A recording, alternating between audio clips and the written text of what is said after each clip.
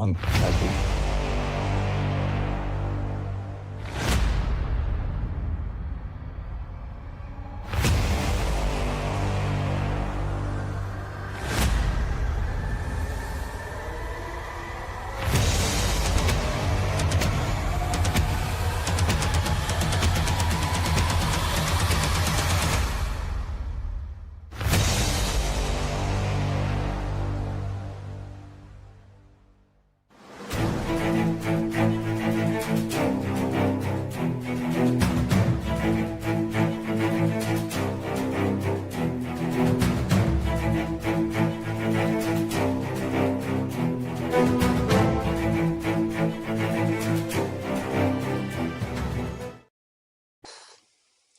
What is up, y'all? It's every other Wednesday night on the 3-Star Draw and the Crusty Old Crow channels, and that means it is time for the Backyard Battlefield with me, down south, 77 3-Star Draw. Just have the two names now, and let me get it queued up for you right here.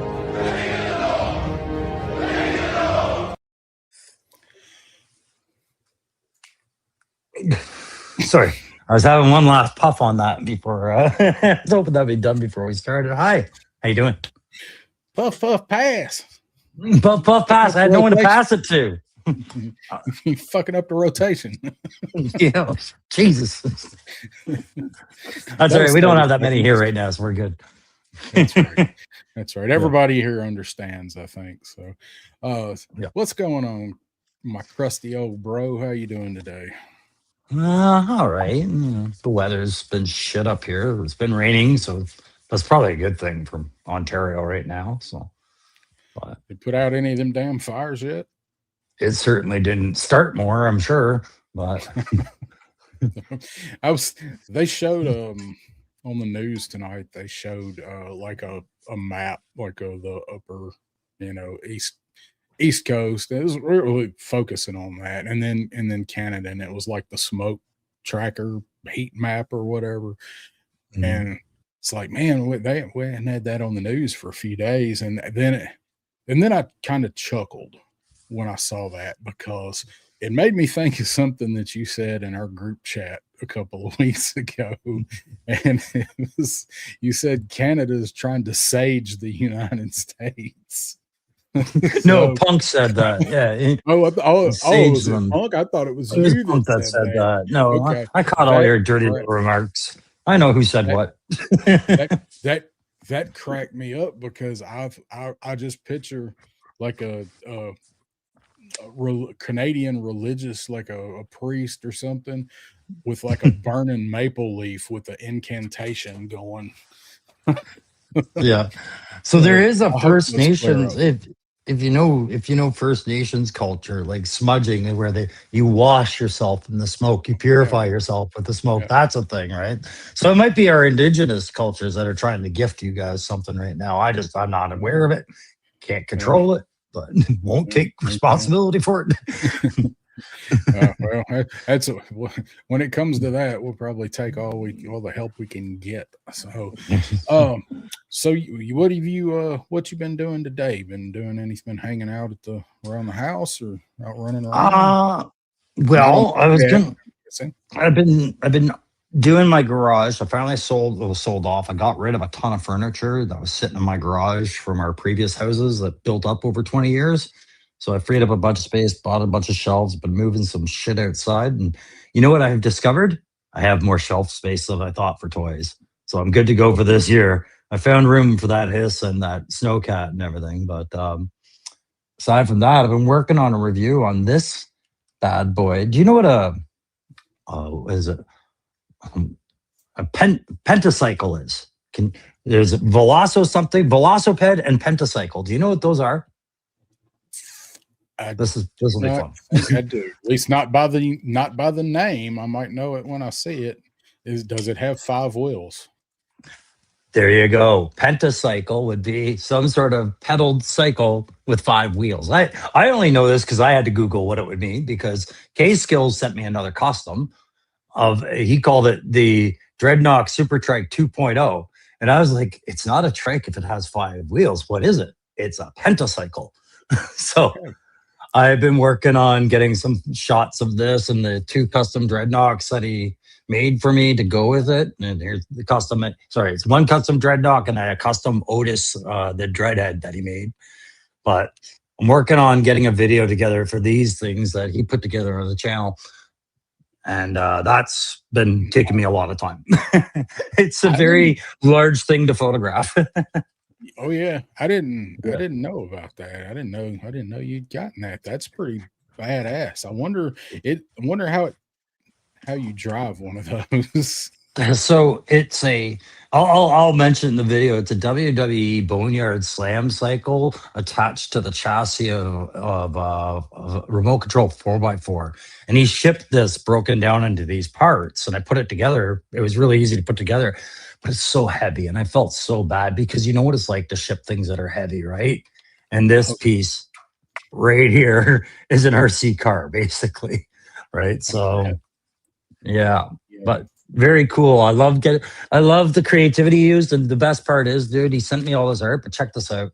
That character I showed you, this is the kind of file card stuff that he sent with her. Right? That's awesome.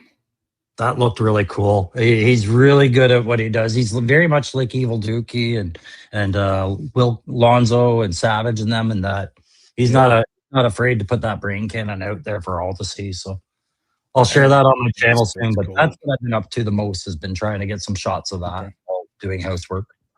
What about yourself? What's your week been like? Thing looks awesome. Just working. Just went to work. Fair to Midland week. It's been hot here. It's been really hot here. Really humid the last couple days. Today wasn't as bad. But that's it, man. Just get up and go to work. Still adjusting to this new schedule. I overslept today, but I wasn't late. I just didn't get as long as you're not late. Yeah, it screwed your parking plan, right? Because you're probably down to your job where you're probably usually early, right? Yes, I am most days I'm there about 40. I'm in the building at 40 minutes early. And it's because when I had to change my schedule around and figure out how early I needed to get up, I have plenty of time to get there. I could leave 20 minutes, 30 minutes even later.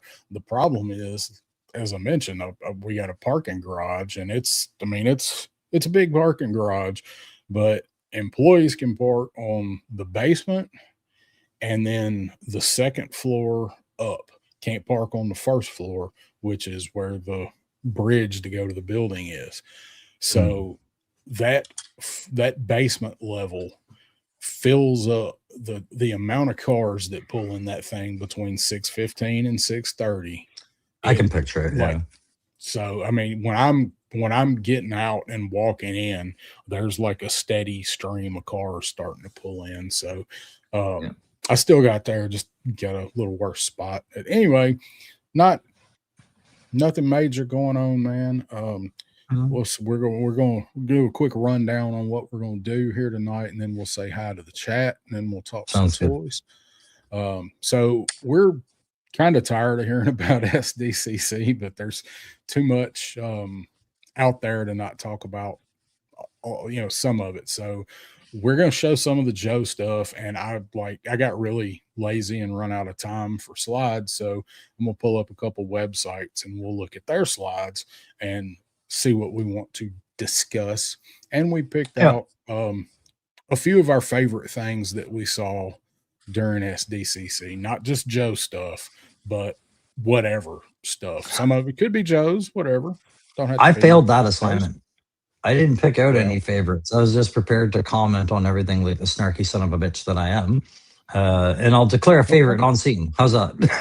That'll work. You get the idea of you've seen the pictures, so we'll pull up some slides and most of them. Yeah, it's not really anything too crucial, but I did save a few things that I really liked, and we do have some stuff I want to talk about related to some of the Joe stuff that we saw, and some of what happened yesterday with some of the pre-orders we got, some things like that. So we'll talk about that. Oh, y'all sweating the pre-orders. And then when we when we get to the end, and if we don't go as long tonight, that's all right. So we got Laura Croft. I'm sure pretty much everybody, we both did, and probably everybody in the chat has pre-ordered this Laura Croft figure. Lara, That's right. I always say Laura. I know Larry. Larry. I know there is no U in there, but we insert long vowel sounds into everything here. I would have pronounced it Laura all day. Yeah. And she would have corrected me. That's right. She's like an English school teacher. She's smacky. Yeah. So we probably all pre-ordered this Lara Croft. So we're revisiting the idea of what kind of crossovers we would like to see. We've done this before. Me and Pop Blender have done it before. We have some fun with it. But now there's a little more realistic possibility because there's Teenage Mutant Ninja Turtle G.I. Joes at Target right now and at Walmart. Supposedly, I have yet to see them in a store, but I've seen pictures. They're there. And we have Lara Croft. So it's not out of the realm of imagination. I'm sorry, but I'm going to go you one further. I saw the more recent pictures of that Action Man, and it very much verifies what I've been saying for a while. I think they've intentionally made that look very Tom Cruise, and I would say that you even got a bit of MI6, like Mission Impossible, into Joe at this point. So, yeah, I mean, it's so I think at this point. So talking about stuff out of SDCC, like they said that Eco Warriors is probably coming. That's probably going to lead into space people, Space Force. What the fuck was the space? Don't forget Sky Patrol. You had Battle Force 2000. Everything was Battle Force 2000 for a while. I know what you're talking about. Is it Star Brigade? Star Brigade. Is that right? We literally did a show about Star Brigade, and I couldn't think of the name of it. And the thing I've been saying since I've started my channel, eventually they will come. Lobato Max and the aliens. There will be aliens in Joe. I feel it. It's going to be fun. This might come into play later, but I hope there's aliens in Joe. Me too. So, and we've been told nothing is off the table. We were told that. I had that confirmed a while back by Lenny through somebody else. I don't know Lenny, but somebody else asking for me because I was talking about how the Marvel comic, like where's the Marvel comic characters? We all talk about Quinn and Dr. Venom, all of those. So I thought maybe there was some kind of contractual whatever with Marvel, maybe where they couldn't do it. And I was told, nope, if it says G.I. Joe on it, we can make it. So now we're getting ready to get what we've all been wanting with October Guard. They showed Diana. Yeah. So maybe she won't be alone. She won't be by herself. There'll be a follow-up to that. Was she, the chat may know, was she in the cartoon? I'm trying to remember if she was in the cartoon when the October Guard showed up. I can't say I've seen every episode. Yeah, I mean, I have, and for some reason I'm drawing a blank on whether she was in the cartoon, because if she wasn't, then that guarantees there's a Marvel comic appearance there. So yeah, Triple C saying they all were. Okay, for whatever reason, I was drawing a blank on whether she was or not. So anyway, so we've picked out some things that I've got 5. Crow's got 5 or 6. So okay, and we're going to talk about a little bit about how they could be brought into G.I. Joe, like what makes sense for what we're talking about to come into Joe. Like I wrote a little blurb up for each of mine. I wrote it last night listening to Pop and Matthew as my Ambien was taking hold. So the further down the list I got, the harder it was to read. I typed it up today. That's fair. I recognize that kind of handwriting where you're like the next day going, "What was that squiggly line thought?" When you can't even make out some of your own letters, and I meant to write a P and I wrote a D, well, it's time to go to bed. So yeah, let's go Laura ahead, Croft Slade. is a perfect example of the square peg round hole theory, where you just hammer that peg, it will become round. So that's what we're going to do. We're going to square peg round hole a bunch of characters. I, you know what? I'm going to say it right now. I'm confident you guys will like my list. How's that? For the first time ever, I'm confident in my list. You guys are going to like 3 of my 5. No, you're going to like all 5 of mine. But I will tell you now, with what you guys know about me, if you've ever seen us do these streams before where we've had fun and theorized, there's only one that you might be able to guess right now till I start reading about it. So, and I do have accompanying pictures. I have the renders of my figures. So we'll get to all that. We should say hi to the let's chat. say hi. I know you were Let's going say to hi try. So we mentioned Triple C is in the house. What's going on, Crimson Cobra Commander? Taking a break this week, I see. And he posted. There is Steve Martin. What's going on, Steve? How you doing, man? Let's see. There is Woody Triple Deuce. Glad I was able to catch a live tonight. We are too, buddy. And thanks for stopping. Glad you chose this one. Yeah. Yeah. The other one hadn't started yet, I don't think. You didn't hear that. You guys know where you need to be.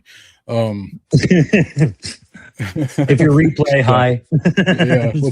What's up, replay people? How you doing? We still like I know Woody's probably still floating on a cloud from the SDCC announcement that he's been waiting for. So yeah, the Joe he wanted.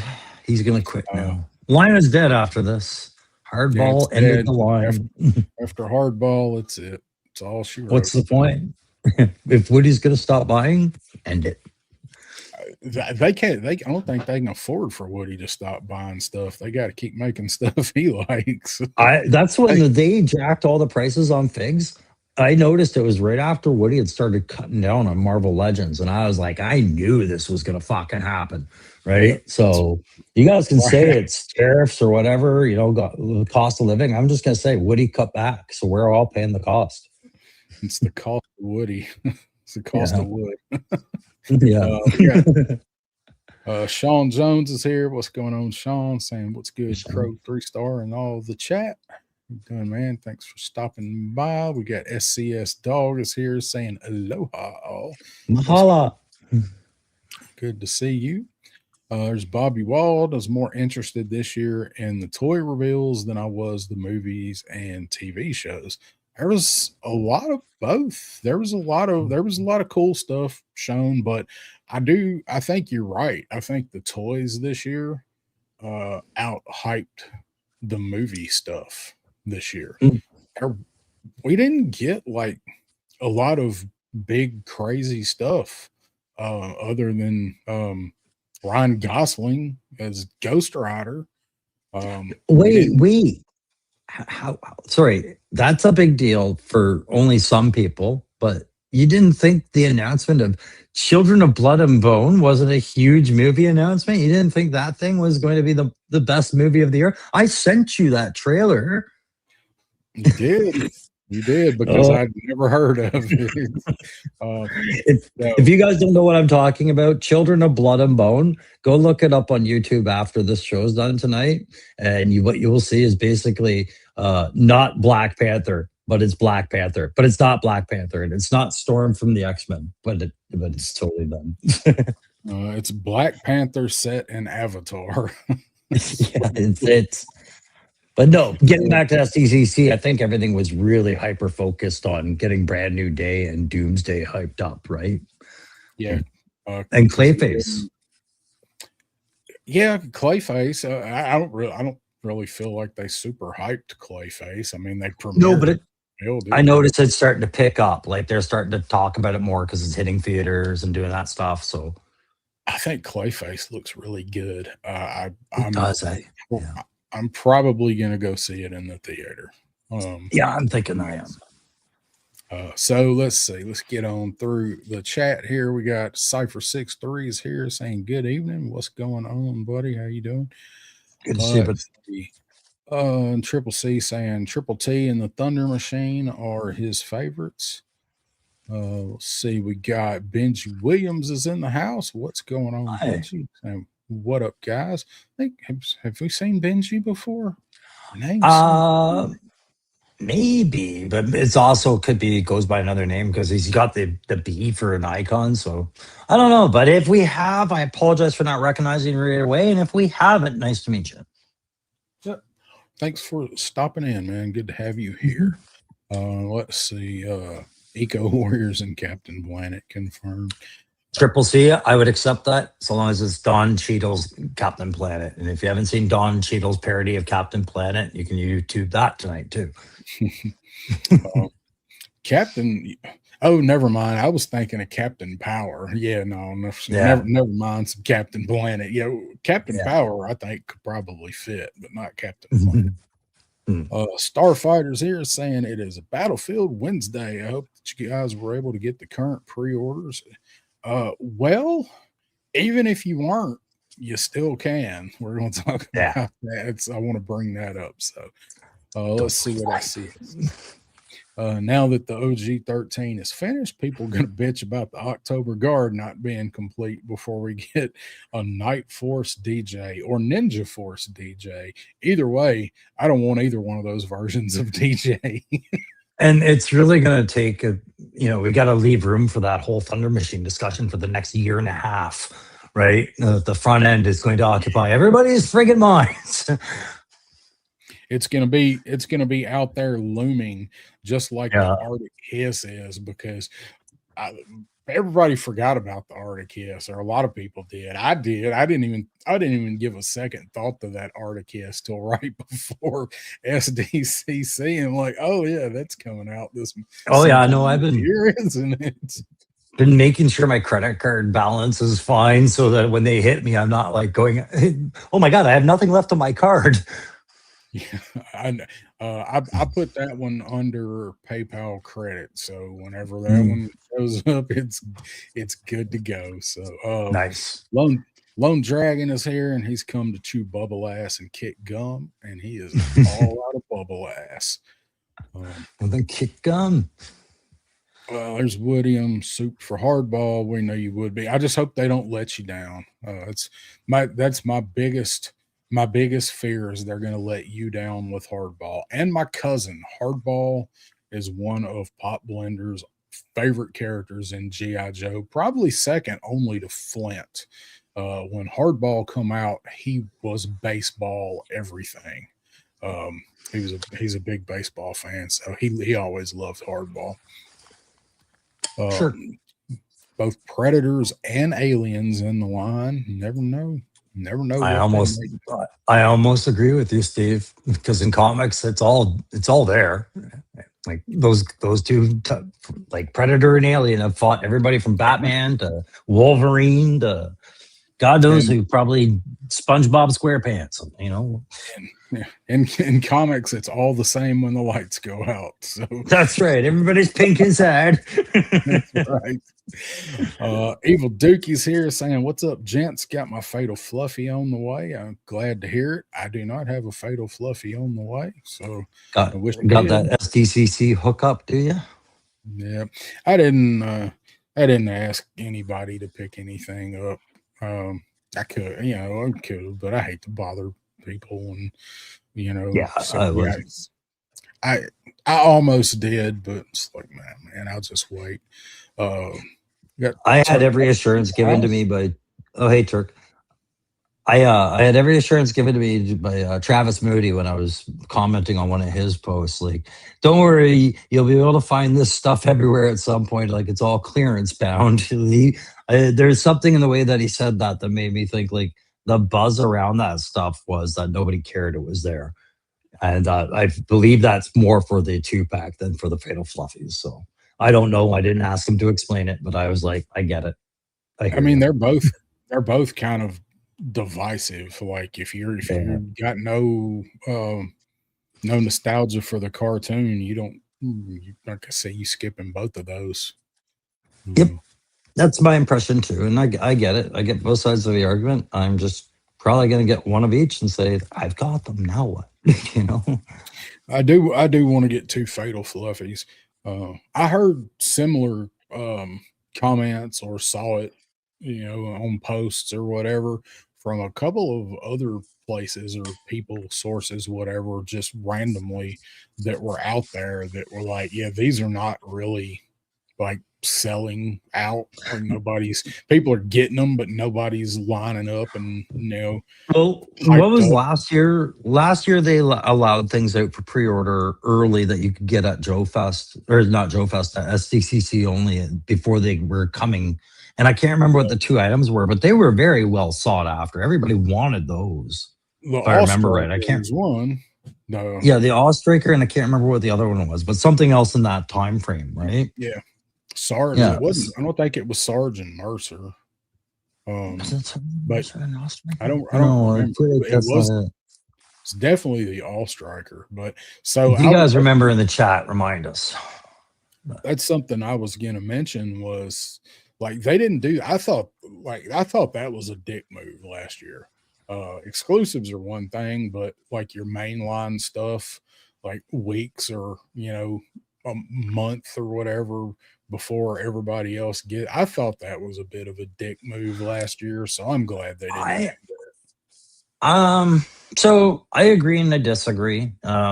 Dick move or not, I think that these events deserve to have whatever rewards these booths are willing to supply for going to something like SDCC. Like if you made the trip and you bought the tickets and you've changed your weekend to accommodate that whole event, then whatever's there, I'm happy for you.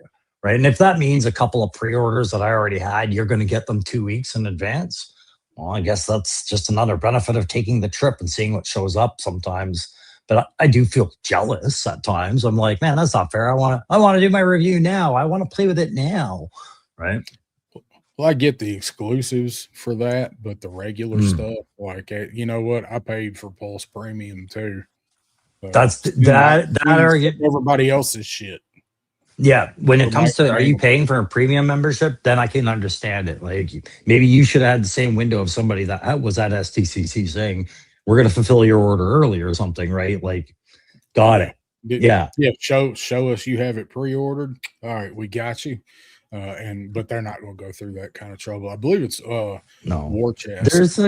There's a computer algorithm that can fill all that out for them. Like these orders are Pulse members, send these orders out. So I believe it's War Chest that's the big proponent of if you pay for a Pulse Premium membership, you should be guaranteed at least one of whatever goes up for pre-order for that first hour. There shouldn't be any pre-order shit selling out that first hour. And I agree with him. I do, but with a caveat. I agree with them, but as a company, I would say, sure, I'll do that, but it's not going to be $50 here. That's going to be a $250 subscription to make sure that you are guaranteed anything. Oh, you want that word? You're going to pay for that word dearly, right? I'm paying for it. $50 is plenty for that. For the common person, right? Get for that. I mean, free shipping on things if you do big orders or whatever. Well, hell, even if you do small orders, because it's $10 to ship a figure, pretty much. So, the free shipping is really the only benefit to having the shit. I can understand it, but does that include your states of Alaska and Hawaii? Do they benefit from that? I think they do.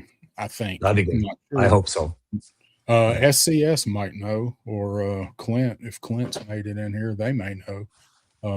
Maybe it's just extended dates, but it's still free shipping. I don't know. Maybe like I can't see it going the same speed, but yeah. So let's see. Derek Holloman's here. What's going on, Derek? Good to see.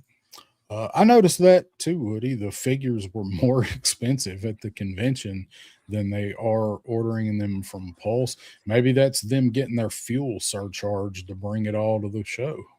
Yeah, it's the only way the retailer is getting a cut probably is if he makes a buck off a fig, right? And one for the the stadium or wherever they were holding it, probably a cut going to them too.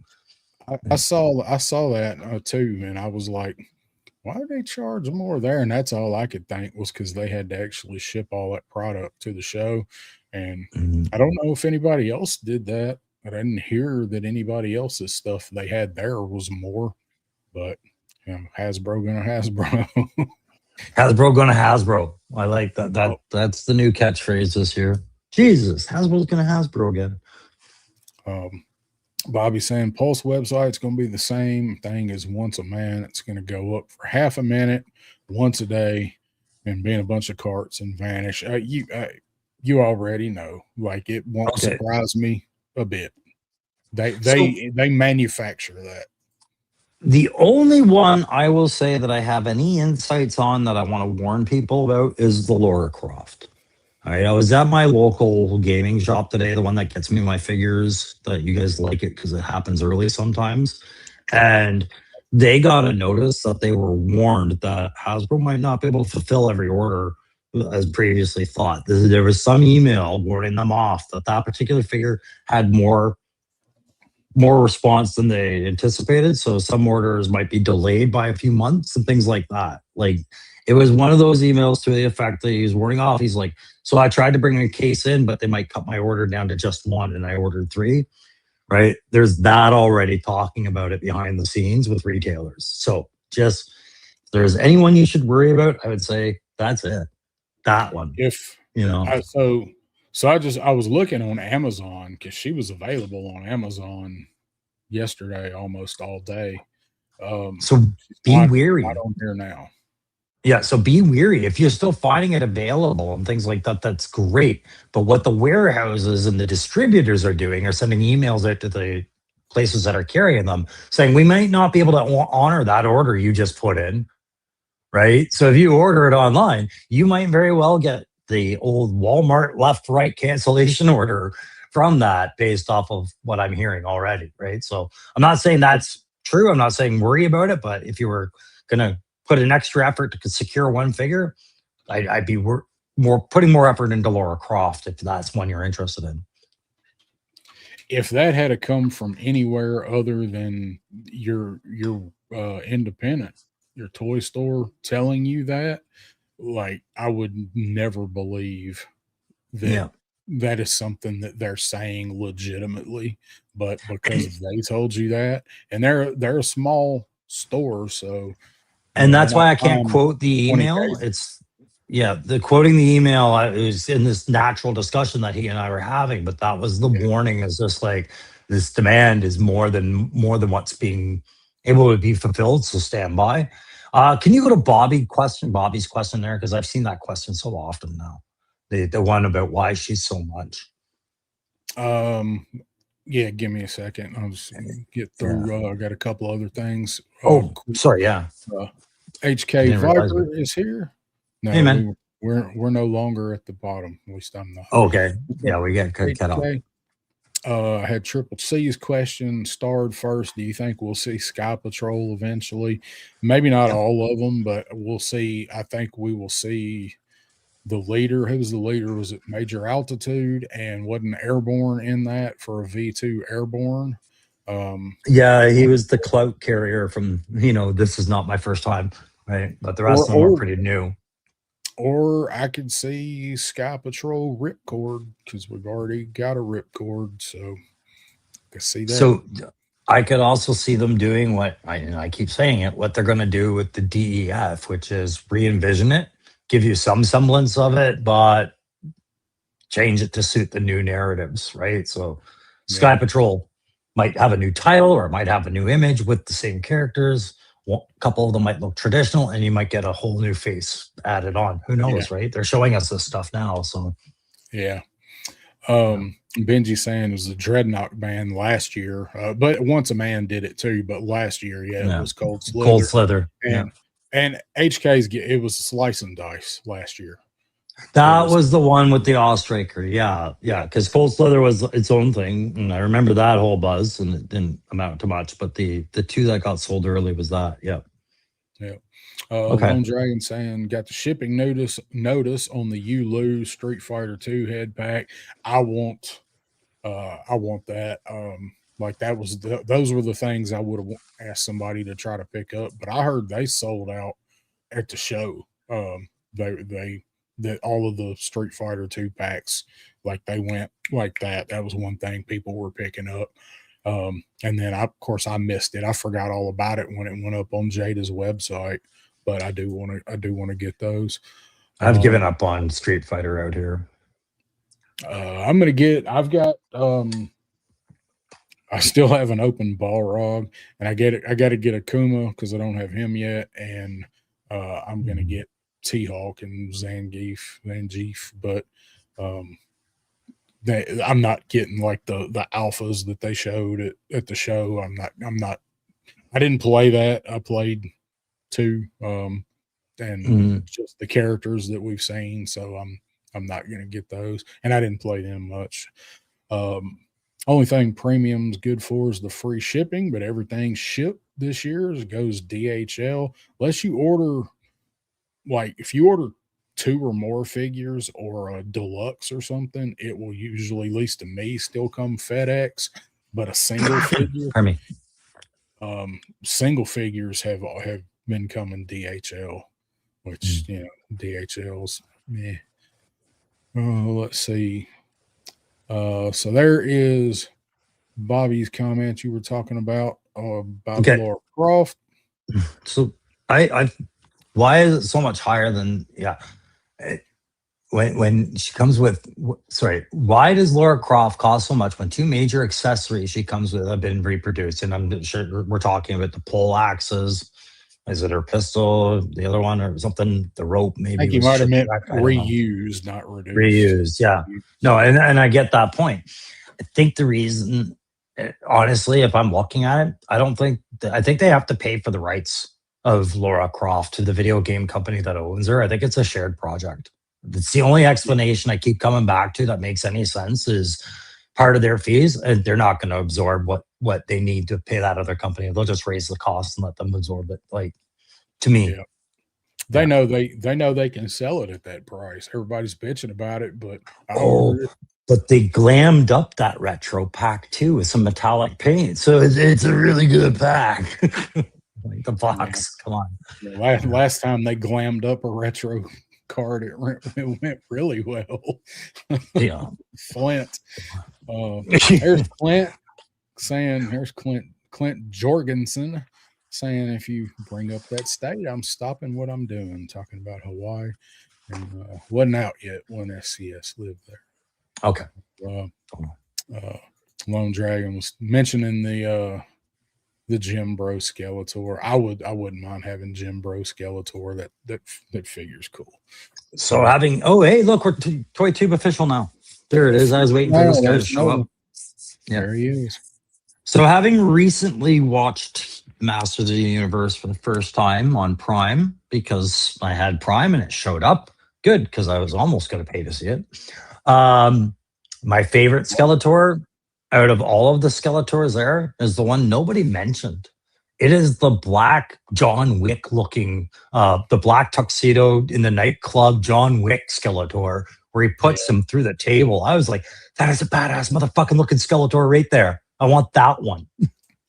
So is the interpretation of the perfect date Skeletor supposed to be that Skeletor because he was on a date at the club when that happened? So that's what I was wondering. I don't know if it is supposed to be or not, because he does kind of look similar, but I don't know. So I'm going to rewatch some of those scenes, but yeah, I don't know. I'm not a big enough Masters fan to care, really. Yeah, I mean, I thought the movie was awesome, and I like what they're doing. I have the Skeletor. Purple Elf bought the Skeletor, and I've got it in there, and we we opened it, and we're like, it's fun. Like, it's a fun figure. We were at Target, and we were looking at him, and I was like, that Skeletor is badass. She's like, I like that Skeletor. I said, well, I'm buying it, but I'm waiting on it to go on clearance because they're going to be on clearance any day. And she's like, well, I ain't waiting. I like it. So she bought it. So we were doing all kind of fun shit, having Skeletor fight people. We opened up a Mythic Legion or a Savage Crucible and having Skeletor fight it. What's up, Carlos? Yeah, that one's for sure secured with me right now. I've got it secured 2 places. GameStop's one. Yeah. All right, let's get caught up with the chat. We'll figure out what we're going from there. I'm working on it. No, I know. I'm cheering you on because it's we're a bit behind, right? Yeah, I'm trying. And try harder. Well, so this is me hitting him from this side of the screen. You've seen it. I'm abusing him. Airborne was a different character. Skydive was the leader. I was thinking Major Altitude was. I Stretcher, I think, was one. Like, I heard Sermon. I don't know. I'd have to look at the list. I did a whole thing on them a while ago. Yeah, Static Line, which is just funny. Isn't that just a training line for learning how to parachute static line? Yeah. And then I had I think it was Major Altitude was the one that I had, I believe, because his head looked like Tom Skerritt from I had him. I never did get any of the Viper Scout mentioned in the vehicles. That was the thing that killed them for me. Big silver back metal looking vehicles. I wish I'd have gotten some of their vehicles. Are expensive as shit now if you go back and try to get those. I never got any of them, but I actually I take that back. I had I didn't get any of the big ones. I had the Skyhawk, whatever they called the silver metallic Skyhawk. I know which one, but I didn't get the Raven or any of the big ones. That one they're expensive. Oh yeah. Her major accessories are supposed to be pointy pyramid shape. Why are they so round? Laura Croft. There is Shark Eyes, who I'm expecting to put a review up of that Laura Croft figure any day now. What's up, Adam? How you doing? And he'll answer why they're not shaped like pyramids. He'll probably mention something like, well, first off, mate, you have to know what a real boob feels like, right? They don't look like that when they come out of the bra, mates. Yeah, like a couple bags of sand. Damn. What's going on? There's Cooter's in the house. What's going on, buddy? Let's see. Triple C saying it's getting a sequel despite it being a flop. That's because the people that they made it for loved it, and they're going to keep watching it and getting merch. And they talked about that being a series on Amazon, but I guess now it is definitely a movie.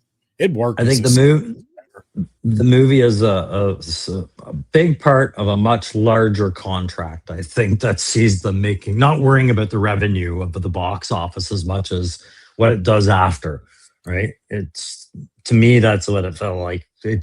I don't see that movie not making money somehow. If Superman can make money, so can this fucking thing, right? I liked it. I've watched it once since it hit Prime last week. It was okay. I really liked it. It was everything I hoped it would be. Like it, it was better than I was expecting, and as good as I hoped. All right. I'm going to say it. I've been really dancing around this. When I say that I'm not a Motu fan, I grew up and I fucking hated Motu as a kid. Honestly, I hated that line. I never grew to like it much as an adult. I have 2 figures upstairs from new Motu stuff to see if I changed my opinions. I hadn't. That's why you never saw me review them. So when I say that Masters of the Universe was okay, trust me, that's changing my opinion a lot of what I thought of the figures for that movie. Right. So there you go. A glowing endorsement It is. be okay. I love the explanation for all their names that he gave. I like that. Like, Yes. let's have fun with this because that's what that was. Yeah. Yeah. Yeah. That was the absolute best. I think as far as like the callbacks and like the end jokes and stuff, I think probably my favorite one was the end where they were standing around laughing.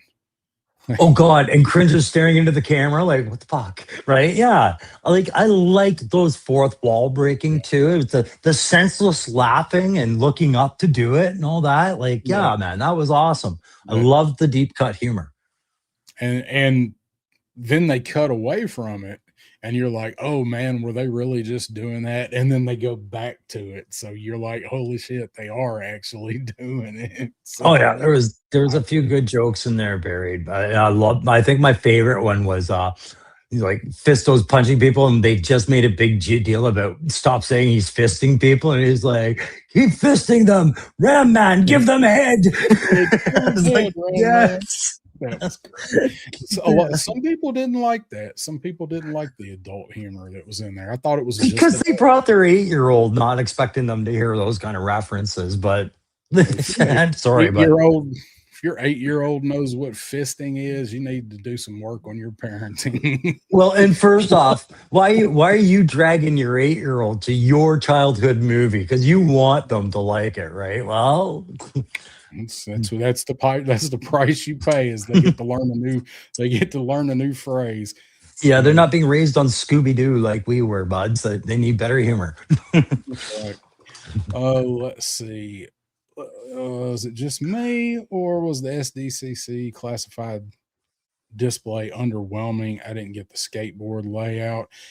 I get why yes, it was underwhelming because everything kept falling over. The snow, the just cotton shit that your grandma used to put on the mantle at Christmas time looked terrible. I get that maybe they were in a hurry. I don't know, but nobody would go and set the figures back up. Yeah. You see the shit's all falling over because they used fake snow. So it occurred to me, like, as much fun as we had ripping on that display, because like you said, everything looked wonky because it was wonky. And then I realized why. I was like, you know what? There was probably no good pictures of that shit available after day one, because who can spare the time to set that booth up over and over again? And everybody's probably bumping into that thing. It was that probably crowded that it was probably getting knocked every 3 minutes. Right. So I'm paying $50 a month or a year for Pulse Premium, just like half the people in this chat and everywhere else. You got enough money to pay a guy with the key to that case to keep setting the stuff back up so the pictures and and I think if you were to do a time elapse, you would see that guy only leaving to go to the bathroom, and he's just setting things up the whole time because it's it'd be a fun job though. That's what you're getting paid for, Earl. Yeah. And the skateboards, I thought, was a nice touch to use them for shelvings. Unfortunately, you didn't get to see what they looked like. Yeah, and I didn't understand, were they trying to promote something at the same time with the skateboards that was going on, right? Like, yeah, there's 4 or 5 new skateboard decks that they're in a partnership with somebody, and they're all the early classified versions of the characters. I knew about that because Lawrence had mentioned he had ordered them, but when I look at those shelves at SDCC where the G.I. Joe display is, weren't they clear plexiglass skateboard shelves with nothing on them except the figures? Like, I don't know. Why didn't you use the real skateboard deck as the shelf? I don't know. There was some choices made when they set that thing up. And then Adam saying Laura is $100 Australian here, which is 20 more than it should be. Well, people are saying it's 15 or 17 here more. Yeah, and that's actually like me in Australia. I think our dollar is very similar compared to yours, and that's way more than it is here. And I think most of that is exporting fees. Like, it feels like that would be a lot of it because I think we're anticipating a $60 hit for that figure, 60 to 70. Man, yeah, that sounds about right. Yeah, it was 60, 65 for you guys. Let's see. We got Jedi Ben stopping in. What's going on, buddy? Saying the Motu movie was hella fun. So I thought so. I liked it. Yeah. Liked it. Yeah, it was a good time. You watched the bootleg. Watch the red letter version. Let's see. Australia setting the price. Hasbro Australia set that price. Ooh. Yeah.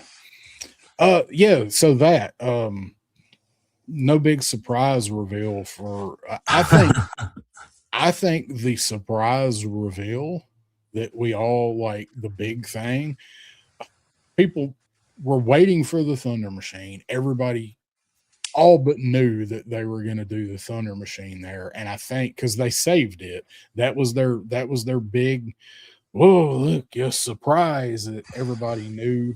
I really think that it was October Guard is what it wound up being. That's really what I think the big surprise thing really was for. I could see that being the underhanded approach. I see what you're saying, and I could almost see it if it was an underhanded, like, we'll bring this as a name drop, and this will be the big feature of it, because we're not expecting the Thunder Machine to be as big as. But I do think you're right. I think it was supposed to be the Thunder Machine, and the buzz around that was just so popular that we just were like, it's either coming now or everybody riots. So we knew it was coming, right? And then, oh, nobody liked that front end, right? Oh, so it's not really an SDCC reveal if you don't like it, right? Like, that's the way that felt to me. But I think they really meant for it too. I'm just wondering if they intended to do it there, or if they were like, yeah, we really ain't got shit else, and we need to give these people something because there's no HasLab. Let's go ahead and confirm that. Who knows? I mean, to me, we're just looking at a bunch of releases that fell left and right of SDCC, right? And excluding them, and we shouldn't be. It's a calendar release, not a single event weekend. And we think it should be just a single event weekend. And I'm like, I don't know if their production lines work that way. Yeah. Yeah. Talking about the Hot Wheels, but it's Matchbox. Oh, they're doing the trailer. I'm like, how are they gonna make this work? And I watched the trailer and I'm like, they really didn't. It's a pretty good leap to if you guys that's what I did. The trailer. How are you tying this to the little cars? Oh, it's an Italian job kind of friggin' thing. Like, if you guys have not seen the trailer for Matchbox, please, when we are done, wait till we're done, go watch the trailer for Matchbox. And yeah, I'll give you a quick synopsis. It's a group of friends that played Matchbox cars together when they were kids and were good friends, and then did what happens when you're 10 and whatever, people drift or whatever. So there's one dude that disappeared for a long time, and he comes back, and he actually winds up being like a James Bond kind of guy, and he gets involved in some crazy shit, and his old friends somehow get drug into it, and they're just normal people like you and me, and they get drug into some CIA spy shit, Fast and the Furious bullshit. And then somehow they wind up getting to pick a vehicle out of this giant warehouse to help him, because they're buddies, and they're going to help him do whatever needs doing, saving his name or getting the MacGuffin device back, whatever it is. So his old childhood friends are going to help him, and they get to pick these vehicles to help him do this. And like Crow said, it winds up being some kind of Fast and the Furious Italian job stuff. So there's one chick that's flying like a Cobra attack helicopter. Because remember when we were kids, I used to fly it above you guys, so that inclines me to be a pilot now. Exactly. Like how, like I am interested. Just because I want to know how they shoehorn all this stuff into kids, elementary school age kids playing Matchbox together.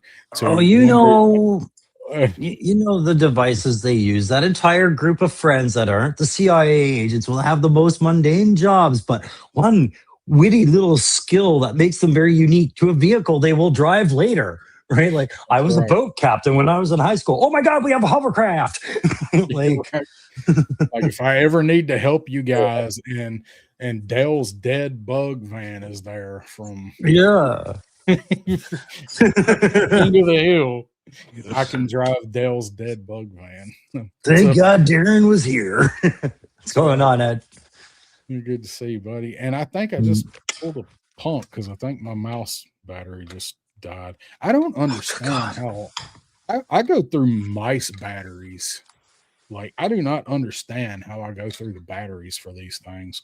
I'm gonna just lick this battery here. Does it have a small little red LED light that is plugged into your computer? It's not plugged in. It's a wireless. Is it? Oh, it's a wireless? Then that's why.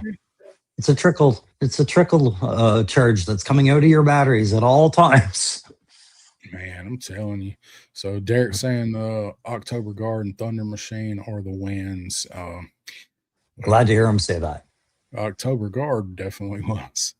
It's just nice to hear somebody still count that Thunder Machine that everybody screened for a year and a half as a win. As a win. Right? Please, thank you. Yes, it's a win. You got it. Good.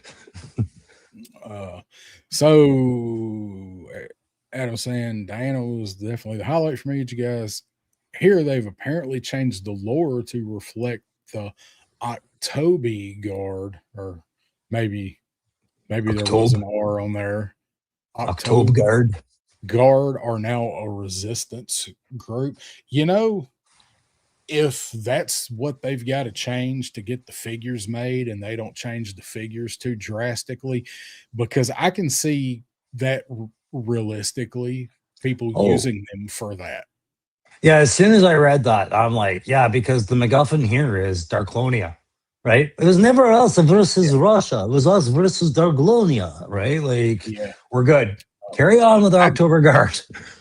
I did not see that. I did not see that that had come out, but I'm okay with that. I'm not really one for changing lore, but if that's what it takes to get us either cartoon or comic accurate October Guard figures, I can go with that. That's okay. Yeah, the risk being is if they had written it anything about the Russians and the Ukraine, right? Then it's like you're picking a side depending on how you write these stories, and that's not going to go over. So don't touch it with a 10-foot pole. Do this, right? Yeah. 100%. Brian King's in the house. What's going on, Brian? I'm just gonna leave that up so we can look at his. It's a really good view of the YouTube arrow. That's what I'm looking at. I swear to God. Is that Mistress Armada? I definitely need that figure. Clapping cheeks for attention span. Clap on, clap off. All right. Yeah. Oh, make sure I didn't miss any. Boy, you guys are. I'm glad you guys are chatting it up tonight. So, 3 October Guard have already been done. Like they've got them like in the can done, or okay? Well, I know Diane. Plus, I know of one more that's supposed to probably come, but I didn't hear about a third. But yeah, it wouldn't make sense to just stick Diane out in there by herself, right? A couple more need to be ready to be released. But I don't know where Evil Dookie gets his info. He might have an insight that I haven't heard yet, or could just be speculating. I don't know. Hey, Triple C. Yeah. No. I was never a fan of the Thunder Machine. I love the concept, but it was this blue and red hot rod that I just didn't have any appeal for. As an adult, I like it enough that I'm probably going to order it, but it didn't make or break me how it was presented the other day.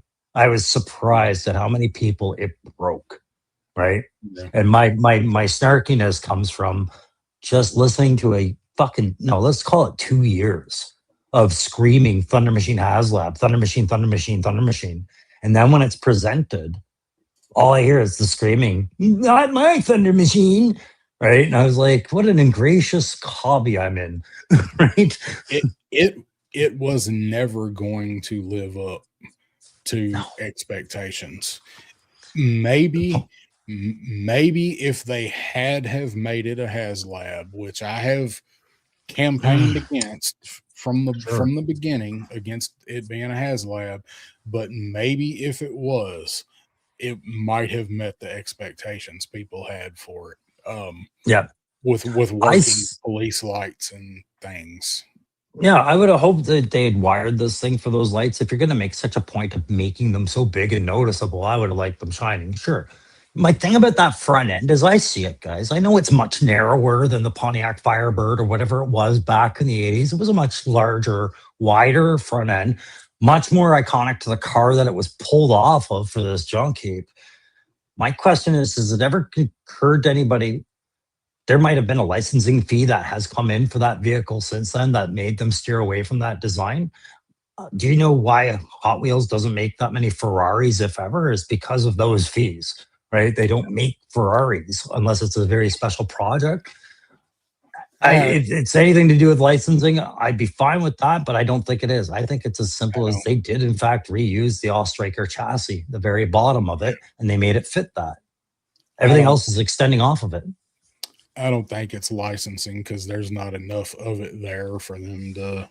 No, but it looks so different that I'm like, if they were worried about it, they have no reason to now. Not at all, right? And I don't see GM going after somebody because they modeled something off the front end of a car that hadn't been made for 30 years from a line that hadn't been made for 15. Again, I don't understand sometimes what has proprietary ownership over other things when they're past models, like you said, 30 years ago, right? But my point is instead of screaming they didn't do it, maybe ask why didn't they do it? Like, why didn't they do it? Maybe there's a perfectly logical explanation, or just don't buy it, because right now, who is it? Rowdy Toys. There's a few people making better Thunder machines, right? Like that are more traditional. So I just kind of be like, hey, if you don't like it that much, you have options. Well, we'll come back to the Thunder machine because I do have a picture of it, and we'll talk about it a little bit because I have a theory on what they're trying to do with it, and I'll tell you what I think about it. Triple C saying SoCal did them October Guard. SoCal don't count. It's a custom. They don't count. And I don't think that's who Evil Dookie was referring to either. No, I don't think so either. But maybe because they've done 2. They hadn't done 3. I think they've done 2. Anyway, they don't count. Lady Virgo's in the house. What's going on? Nice. Good to see you, lady. Good to see you. Lunchbox Killer has joined us. What's going on? How's it going? Yep. I think Jelly Bean, Kyle Jackson showed up. There he is. This is the creator of I was just telling everybody, your Trike 2.0. I'm working on getting the photos done first before I can get the video and everything. I put the characters there, but Kyle, this is yours that you made. Thank you very much. And I was telling guys, velocipede or pentacycle is the term for something like this, right? 5-wheel bike. But Kyle everybody say hi to Kyle in the chat and let him know you've seen his custom here, because we'll get the video out here in a while.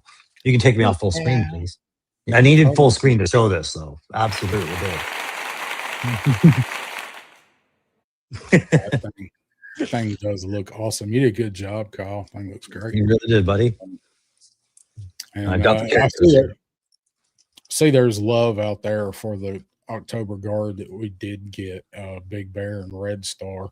They were back in the day. Well, we only got 2 back in the day. We only got those 2, and then I think they did a set later. But they don't. I think was it Big Bear had more than one repaint? Yeah, they did do a set later. So yeah, I'll agree with you, Adam. After they do the originals, yeah, and I'd probably get them, but I was disappointed when the Real American Hero original 82 to 94 October Guard characters that we got. I was really disappointed that they made 2 new like characters and not give us the ones that we'd been looking at since issue whatever 6 or 7. So if you want to guess at who else is coming, guys, just remember, like when we saw Zanya's hat, and I think it's different on it. Somebody was saying, even though we saw it and it's the Soviet cap, Zanya's cap is not the same cap that comes with Diana. Somebody was saying, right? But it was a good clue that she was on the way. But if you look at the Special Forces RPG 7 that legacy figure comes out with, that's a Soviet RPG. You can guarantee you there's going to be an October Guard carrying one of those around, right? Yeah. There better be, since we got it in the line. And in the comic, there always was, right? That will be a disgrace if they put out the October Guard and don't give us an RPG with it. 2 Uzis and another one of the friggin' bazookas one, right? The Carl G. Look, like I said earlier, Hasbro going Hasbro. Yep. All right, I am going through some pictures here on. Good. I'm going to turn my screen off for a sec. All right. Well, I don't have them on the screen. I'm just. But I have asparagus in my hands. Everybody look at my asparagus. Asparagi. So I'll show. I'll 8 inches of asparagus. Damn asparagus. Oh, let's see. We'll share this tab. So this is histank.com. I got pulled up. I thought this was pretty cool that they actually brought out a hooded Cobra Commander for the panel. I'm sorry, man. He looks. I felt like a very cynical Princess Leo when I saw that. Aren't you a little round to be a Cobra Commander? I'm just look. I want to laugh too, but I'm just glad that they actually did this. Could you imagine like 3 years ago if they'd have tried to do this? He'd been tased on the way in the door. Yeah, he wouldn't have made it, man. No. Triple C saying Gridiron will fix the Thunder Machine. They won't fix mine because I ain't gonna buy no Gridiron shit to put on it. It would be worth Mark's money to even try. So, I mean, how much money would Gridiron make off that? I wonder. Maybe. So let's see. I'm just going through the pictures again. This is his tank I got pulled up. So was this Emily? People are saying this was Emily. Oh, I don't think so. I don't know. What did it sound like Emily? I couldn't hear her. This is who they were saying sounded like her, right? Mm. I think this is who they said that sounded like her. I didn't watch any of this part. I never paid attention to where Emily went after she left that team, right? Whether she was on a hiatus, a sabbatical, or she had moved on. She's still in marketing, but she's just not as directly involved with the Joe stuff, I guess. But she's still there doing marketing. Roughshod is in the house. What's going on, buddy? Thanks for stopping by. Hey, Roughshod. Yeah. Yeah, Hooded Coco been snacking. Yeah, Fatal Fluffy. I was just like, I don't think I was the only one that noticed that. I was like, this is not imposing, but I mean, I appreciate that somebody cosplayed as him. That was it. Yeah, and then we got our Battle Mask Cobra Commander come out. Yeah, who put the fork down. This was cool. Let's see. Go through these. There's a bunch of these. Well, I know that they showed up. Yeah, Cold Slither showed up and took over. So bragged about how they were the biggest thing in SDCC last year. Yeah. Yeah. So we got to meet our new design, our team, and brand or lead designer and all that good stuff. So we'll go through and we'll look at some of their pictures. So we got this that went up on Walmart the other day on Tuesday with Sneak Peek. Yep. Or no, this wasn't Tuesday. This was Snake Out. I'll lump those two in together because they both always. Yeah. Well, first off, you said Sneak Peek, and I was like, you mean Psych Out? And then you were worried about a date, and I was like, nope, That's not the issue. But yeah, did you order this? Thursday. No, this has So been out. I saw this when I ordered. So I busted ass, went to Walmart and ordered Psych Out. Then I went over to Pulse and ordered Psych Out. And when I pulled Psych Out up, I saw this at Hasbro when I went over to Hasbro. And I was like, what? It's like, I didn't know this was coming out. I guess some people did. I didn't know. I had no idea they were doing this. I don't think most anybody knew that they were doing this. And I saw it. It was up, and I didn't order it. I have two of these Range Vipers. I almost ordered it. And I'm like, I don't need any more Range Vipers. I'm not ordering this. So I didn't. Then I went over to Walmart and I saw it up at Walmart. And what was funny on Walmart, when you pulled it up, so there's a third party seller on Walmart.com. Yeah. The price comparisons. When you pulled it up, one was $128 and one was $28, and they were side by side. And I was like, somebody is going to be in a hurry and they're going to fuck up and they're going to buy that $128 Range Viper because they showed up side by side. Yeah, so, I mean, a lot of people joked about doing that. Like, oh, whoops. So I did not order Range Viper. Did you order any Range Vipers? Did chat? I did. Range Vipers? So I'm seeing, I think it was Nolan asking in the comments. First off, in one of the photos, yes, we did catch the numbers for those sets. I don't remember what the numbers were, but you can see it in one of the photos of the booths. But with regards, they're out there. Yeah, with regards to the Canadian ordering, Nolan asks, he says, I hope the Canadian Walmart gets a nice assortment of the Range Viper. They were slow at first. I got on there and like hours later, they did have some. I ordered one, but it didn't come out at the same time as the US Walmarts did. So I was able to get Psych Out on one day, the Range Viper the next day through those sites because, everywhere else was selling out. But one and done for that because if I bought any more, I was just sure. I was like, that's an order that's going to get canceled if I ask for more than one, right? I didn't have this before, so and it's honestly not that great of a figure. It's through that era where the quality was kind of sketchy. I mean, it's not a horrible figure, but like the torso on it's pretty loose. Just because it's a cool figure and you don't have it, a lot of people missed it. I can definitely understand picking it up. Walmart made it really hard. I got lucky on that as I didn't have my order canceled, my Big Ben and Range Viper when that happened. But by the time these came out, I had 6 Range Vipers. So I like Bobby's point. I wasn't doing YouTube then, but I had 2 open Range Vipers and 4 in the box sitting here by the time these went up for pre-order, or by the time they shipped them out, because I ordered some from overseas.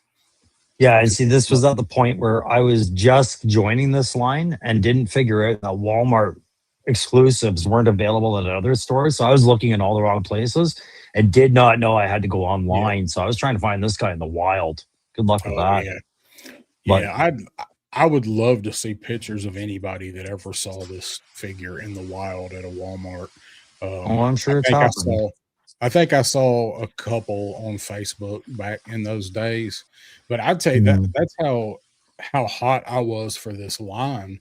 At the time this figure come out, I didn't have all the figures. I was buying the back catalog and I was buying new figures as they were revealing them. But Range Viper was like, what, 78, 76, something like that. I think he was 78. So I wasn't even doing YouTube. I hadn't started my channel yet. I started my channel the end of that year, and I ordered this figure from overseas because of how awesome I thought it was. You realize with this character, and I know this now, but I didn't know it then, how many views if I had to put that video out before everybody started ordering shit from over there and doing videos on it. I think about that sometimes. Yeah. So here's the thing I like about this, right? We saw this when they redid Major Blood. They used virtually the same Cobra Island Major Blood, but with a fresh repaint. And then they rolled the dice and realized like a lot of people missed Major Blood and they were appreciative of getting this one. A lot of people missed this Range Viper. Let's give them another shot. Whether they did anything to retool this or not, I don't know. But this gives me hope that they were hearing people and they said, you know what, you didn't give us a lot of Arctic bats. A lot of people didn't get their orders on that. You know, maybe some re-release problematic figures are on the horizon, especially with the winter shit coming. Maybe those bats could be revisited. I don't know.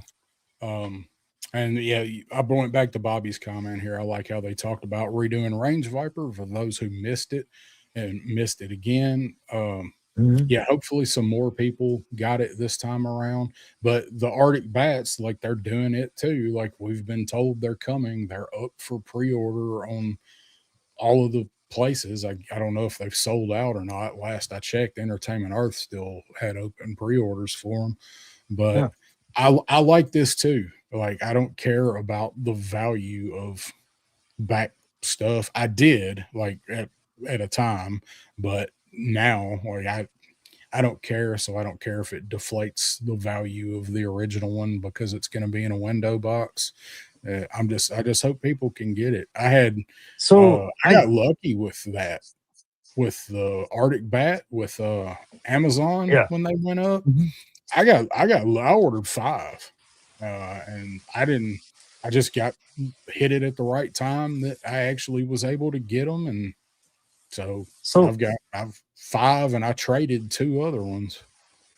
Just to focus again last on Bobby's point, again, another reason why I like that they redid this, right?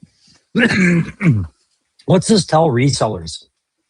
This tells resellers that, well, you're looking at your figure thinking you're going to get $100 for it. Be prepared to have it become obsolete really quick for the, not obsolete, but reduced in price because Hasbro might very well re-release that high demand figure again. They're capable of it.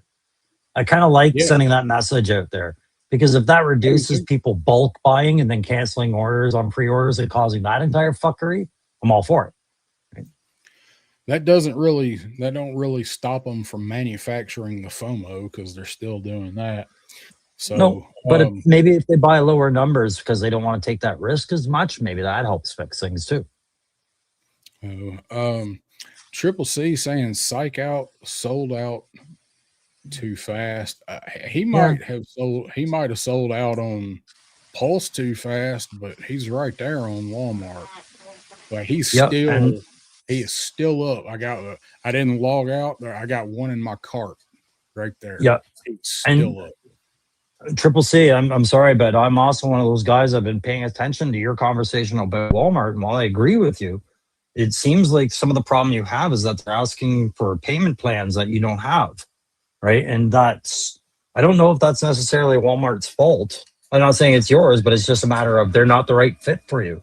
Right. But like you had advised before of like maybe people need to have prepaid cards set aside for Joe's because Walmart's a problem. Right. And it's just a changing process. That's all. That's the way my cousin does his with Pulse.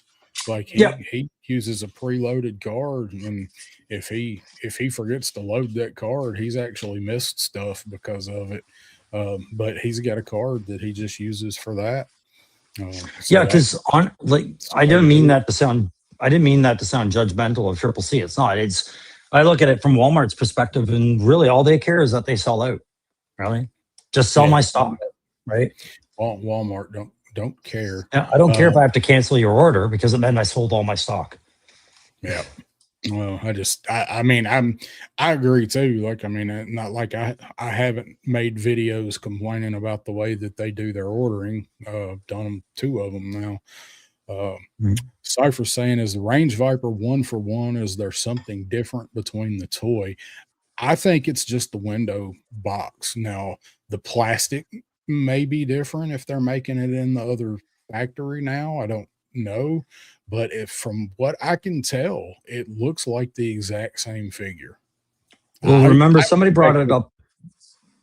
Somebody brought it up in the chat about the 788 Range Viper may have fixed the issues with the original Range Viper, and if they're just going to use that buck, then would you consider that a change?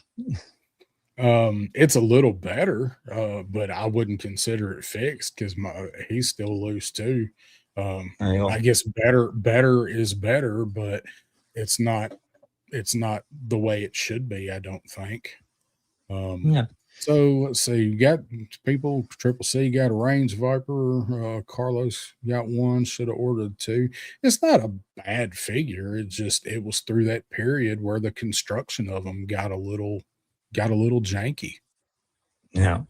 I'm still happy. I'm finally at least checking that one off the list. It was one that I had written off. I'm not going to get it because every time I'd seen it at conventions, they wanted like 80 US for it, 60 to 80 US or above. I was like, no. Yeah. I wish I'd have hung on to the Arctic bats, but I did the Range Vipers. I traded, like I knew how hot they would be because I bought them and got them in here. I got them like 3 weeks before they shipped, and I traded them for back catalog figures I didn't have yet for the most part. Yeah. So Arctic bats, yeah. Clint saying hopefully those movie Snake Eyes figures get re-released. Yeah, I see Steve's response to that. They're still at Ollie's. Yeah. So Range Viper and Carlos says here wouldn't mind a reissue Iron Grenadier. I figured the next time we saw the Range Viper would be a retro card, and I think same do that with Iron Grenadier. I hope they do because honestly, the Iron Grenadier, get rid of that petticoat for the retro card or shorten it so you can put that thing in the despoiler, whichever Destro's thing. You can't right now. Yeah. Target still got Crimson Twins and Cobra Island Roadblock on the website. Can't find the brand new shit for 2 weeks after it comes out or more, but they've still got Cobra Island Roadblock on there for $18.99. Kyle saying never saw Range Vipers or Eels at all in the store. Well, the Eels were an Amazon exclusive. I saw a Neil at GameStop. Well, y'all are different up there. Yeah, it was weird. It was the only one. But yeah, they were the boxed ones, and not only were they an Amazon exclusive, that was one of the only figures that they managed to keep a secret when they did the fan stream and showed it off. Like, maybe knowing what we know now, there were probably people that knew about it, but the general public, that was a complete shock when they showed that eel, and it being an Amazon exclusive, that thing went like that. And I ordered, I was able to order 2, and then I think I was able to get 2 from Pulse. And I traded 2, and then I still have my 2 I got from Amazon. But so that was a good reuse of doing the retro cards that way when they reissued that figure, because so many people weren't able to get it. And revisiting Troop Builders is always a good idea anyways, right? Yeah. So let's see here, make sure I ain't missing out on nothing. Picked up a couple of Ross Snow Serpents. Is that the one I bought? Yeah, I bought one. I found one at Ross for $8.99 and bought it. Jesus. Is that the retro Snow Serpent? Yeah, the retro. Okay, retro. When they went to Ross, they were $8.99 at Ross.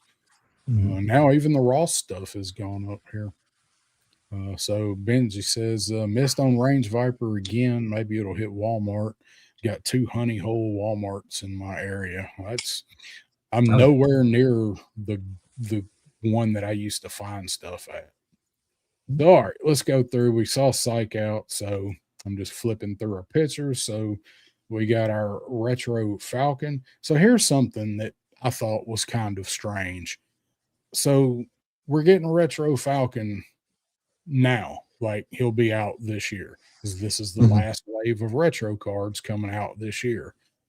But next year, all of the retro cards are going to be dedicated to the movie. They said all 3 waves are going to be G.I. Joe the movie figures. Why are we getting Falcon now? Instead of maybe because they have a far more abundant movie figure list than what you're picturing. Okay, I'll go with that. More than 12. We won't know till we. Yeah, it's the only explanation I'd have is that they have 12 other figures on top of this one ready to go, and they probably had a list of like 20 and they narrowed it down, right? Like, I don't know. One thing I will say is I don't think retro card is necessarily going to be like, remember Recondo? Recondo, it was the first time we'd seen Recondo in his proper dress, right? Before that, we just had a Tiger Force. So I'm feeling like we're going to get characters that we see in the cartoon that maybe we don't have a classified parallel for. Okay. Could be. I do like this Falcon, and I like that they gave him a somewhat accurate shotgun. Like I like that. We don't have that shotgun yet. I love my shotguns and pistols. So I was trying to figure out if that was like an Ithaca or what kind of pump shotgun it was, but I was so happy to see it.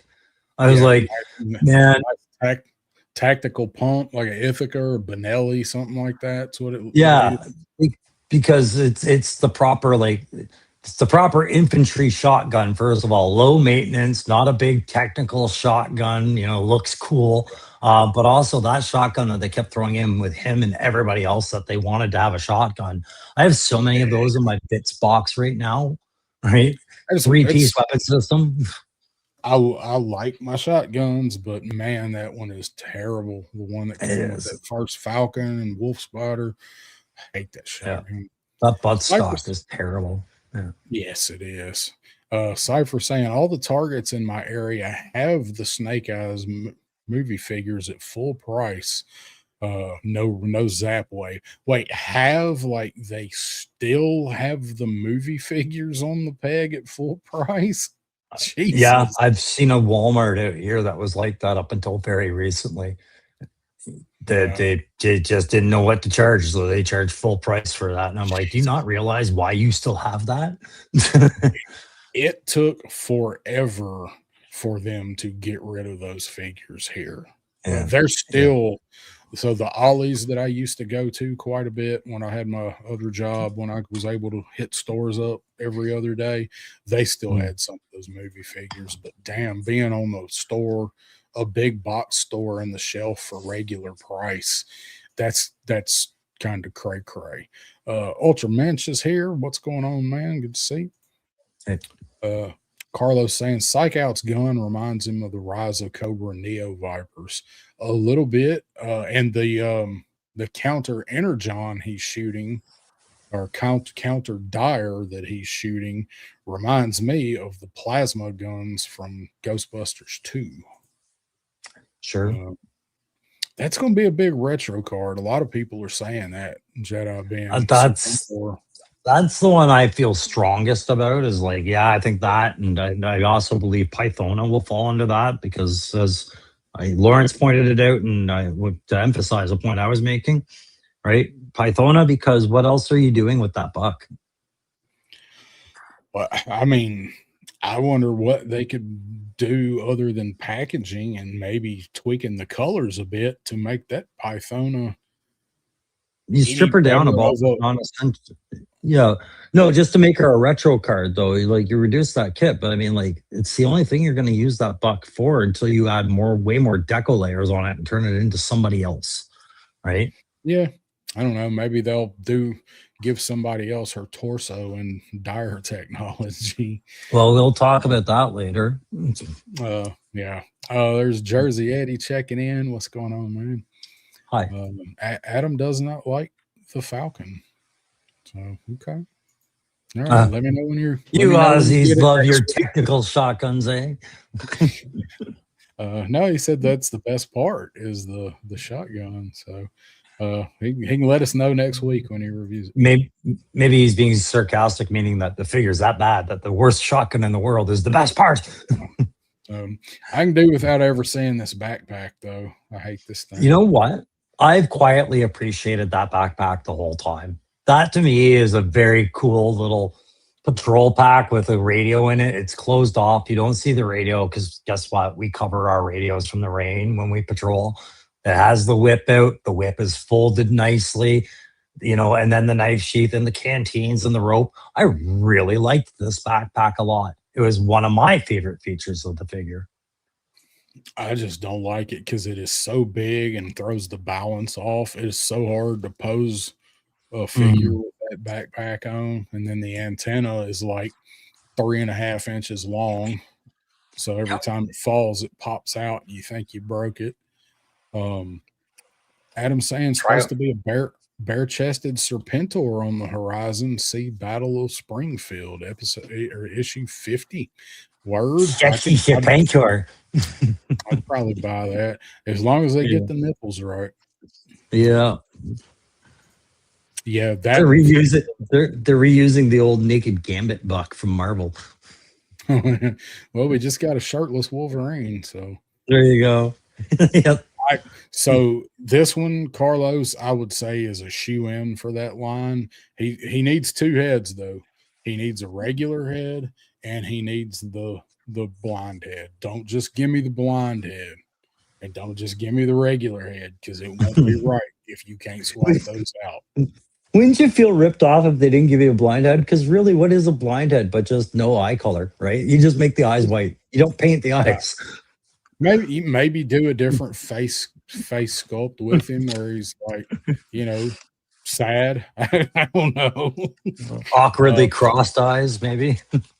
Watch them do this roadblock and then just give us the same little snake once a man Cobra Commander with it all together. Oh yeah. What they do with it. So if you force it, it'll go on his back. Yeah. If you heat it up, you can do it. Joe Fan 84 is here. What's going on, dude? Hey man. All right. So I'm not ignoring you guys, but I got to get through these slides. Yeah. So if you see anything in the comment, Crow, if you see anything there in the comments I need to highlight, let me know. Dork Shop is here. What's up, Dork Shop? You didn't give me a chance to tell you Dork Shop was here. You just jumped right on that. God, trying to do my job. I would love a Chuckles retro card, and if they do it right, I will tell you that is an actual retro card that I would buy 2 of. Yeah, and I think it's probable, honestly, because again, we're talking about the movie, right? I would buy. How many pictures of this fucking backpack are there? Just keep scrolling, man. They're a lot. It's his tank. It's his tank. They're a photo dump. So there's our Valkyrie, retro card Valkyrie. So also just went up for pre-order yesterday. Did you order either of these 2? Yeah, I ordered one of each. I always order one of each. Lately, I've been keeping them in the boxes, you and I talked about backstage, but I had that Valkyrie 2-pack. And when they did the Cobra Trooper in that blue, and everybody was upset about the differences of the blue, I was fine with it. I was like, whatever, they're different tasks, right? So having one off Valkyrie isn't going to upset my collection, but I can't see myself buying more than one unless I see them on sale. I will definitely get one because I love this figure. I love the Valkyries. I've got 3 of the 2-pack.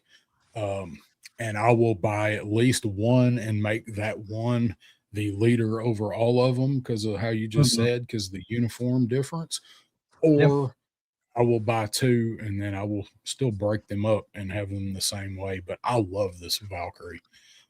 Dustin Blair is here. What's going on, Dustin, man? Let's see. And then you're going to add to the Cadet Deming when she comes out and see where the contrast is there, because she'll have some differences on her buck, right? So, your blue troopers are getting a bit of an ad from the female side this year if you collect them. Yep, a little bit. Carlos ordered 2 Valkyries and Skip Falcon. Adam saying, watch Retro Chuckles is a given. Watch him come with a pistol, holster, and a whole lot of air in that blister. Wouldn't surprise me. So I do like this Valkyrie. Like It looks good. I hate that they're giving her this gun again. Oh, yeah. Well, this is one of the only figures that this gun actually looks decent with, though. But that's why.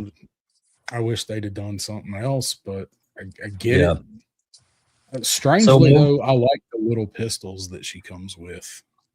Yeah, it was either going to be those like the pistols are giving me because of the way her holster layout is. She has to have two holsters for some reason. That's the reuse. But that rifle, as you guys saw with the female Crimson Guard, including a traditional long gun, doesn't work with some of these female bucks. Like it just doesn't let them shoulder the weapon and whatnot. So I think they've avoided that happening again by giving her this gun. So I accept it as is. But yeah, it's not my favorite gun in the collection. Let's be honest, most of the classifieds can't shoulder a long gun. So some can do it well, most can't do it at all. I can get most of them up there, but eye relief is a different issue. Like most of them are just, firing, looking over their sights because you can't get their head down in it, right? No. But yeah, it doesn't bother a lot of people. I just hate that a lot of them, between the web gear, the overlay, and then whatever the stock is, like they just can't do it very well. So the only time it really, really bothers me is if it's integral to the character's role. Like imagine if you couldn't get Lowlight's head into his sight, right? Or Spirit. Like these rifles with big scopes, then it feels like a waste. When it's just a guy like Dial Tone or somebody, I'm like, okay, it's nice if you can, but it's not my first ask, right? Yeah, I agree, but it just seems like most of them, they make it so damn hard. So Spirit looks great. So here's the one I think everybody was waiting on. I'm actually kind of surprised Flash didn't sell out. It hasn't yet, eh? Well, maybe they were more than prepared for this one. I got him pulled up because I knew we were going to be talking about it. So maybe, so that's good, man. I'm glad that Flash is finally here. So let's see, I'll go to that real quick. So there he is, still in stock. Of course, there's our Snake and our Laura next door, and then Range and Psych Out, all sold out. So nobody buying Footloose for $75 though. Yeah, I already got them pre-ordered anyways. Whatever, I'll deal with that when I get there. Here, unpopular question: do you think people are going to like Flash's rifle, or do you think that's going to annoy them?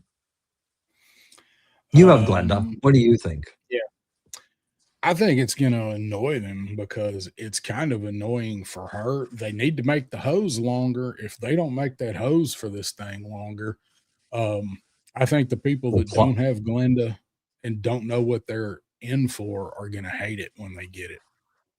I agree. I broke my Glenda backpack because she fell over with it, but I wasn't that heartbroken because I was like, man, this thing's been hard to hose. Like, because the hose is the same plastic they use for the rifle.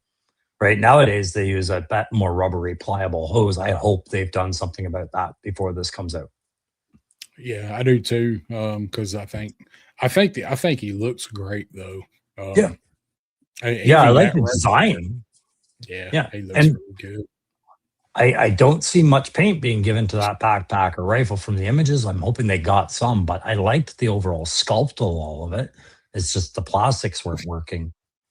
The sculpt looks really good for him. Brian's saying all his Cobras get MP5s. Nice. Yeah, spending some money on some 3D prints, huh? So with this Flash, the one thing I just noticed in this picture is they're finally giving us the microphone from Cold Slither Zartan. What? Where do you see? I can't. In the way of the photo. Yeah, convention direct photos. Whoever took this one was right behind that podium Travis knocked 3 people over to get to. Yeah, I'm glad you reassured everybody that's a microphone. That's right. It's definitely, you heard it here first. I got really no complaints with this other than I know what we're going to get when we get his rifle, but fine. Like he looks good. So, and there's 980 87 pictures of Flash on there as well. Good God. Yeah. These were all yesterday. Breaking news. Again, it's his tank will carry an abundance rather than miss anything, right? So I know, and I figured it was easier just to flip through them than it was to like go back and zoom in, zoom out, whatever. So here's Footloose and Mutt. So I do want this set. I'm gonna get it. I didn't pre-order it. I've got to have every version of Mutt, and this finishes the Marauders. So I hope that honestly, I hope they don't add anything else to the Marauders. I hope we got them all here, and I kind of think that's why they did these as a 2-pack. You know, we did Split Spirit and Lowlight, but I think just to hurry up and finish them up, because a lot of people don't like this sub team. It's my favorite one for Joe's. So I'm calling it right now. So we have this as a 2-pack for the Marauders. For Ninja Force, you're getting Snake Eyes and Jinx, even though Jinx was never Ninja Force, she is now. I'm going to tell you, I'm going to say we're going to get one more 2-pack. It'll be Tiger Force, and it'll be Lifeline and Frostbite after the Arctic Hiss is released, because that'll close out Tiger Force. Yeah, I can see that. That's a good call. I mean, technically, Sky Striker is a singular release that they should be thrown in there, which is Ace, right? Yeah. But that they got to close that out too. They're on the end of that, so just make it a 3-pack. Just put him in there too. But or pull in one of your ones from post Aura, like Big Brawler or somebody, like you did with Wreckage, right? Pull somebody from later in the line. Yeah. Carlos, I see them doing this figure. I have a feeling they're going to make Cobra de Arco. I think they're going to do it. I'd love to see it. I'd love to see it. Australia, the Brazilian with Flashes, the yellow with Flash's torso and vac metal. You could see my gears turning. Hey, Cobra de Arco. What the fuck? It's a cool ass figure. I think they will. I think they'll make it. Especially now that, like you said, Carlos, we do have Flash.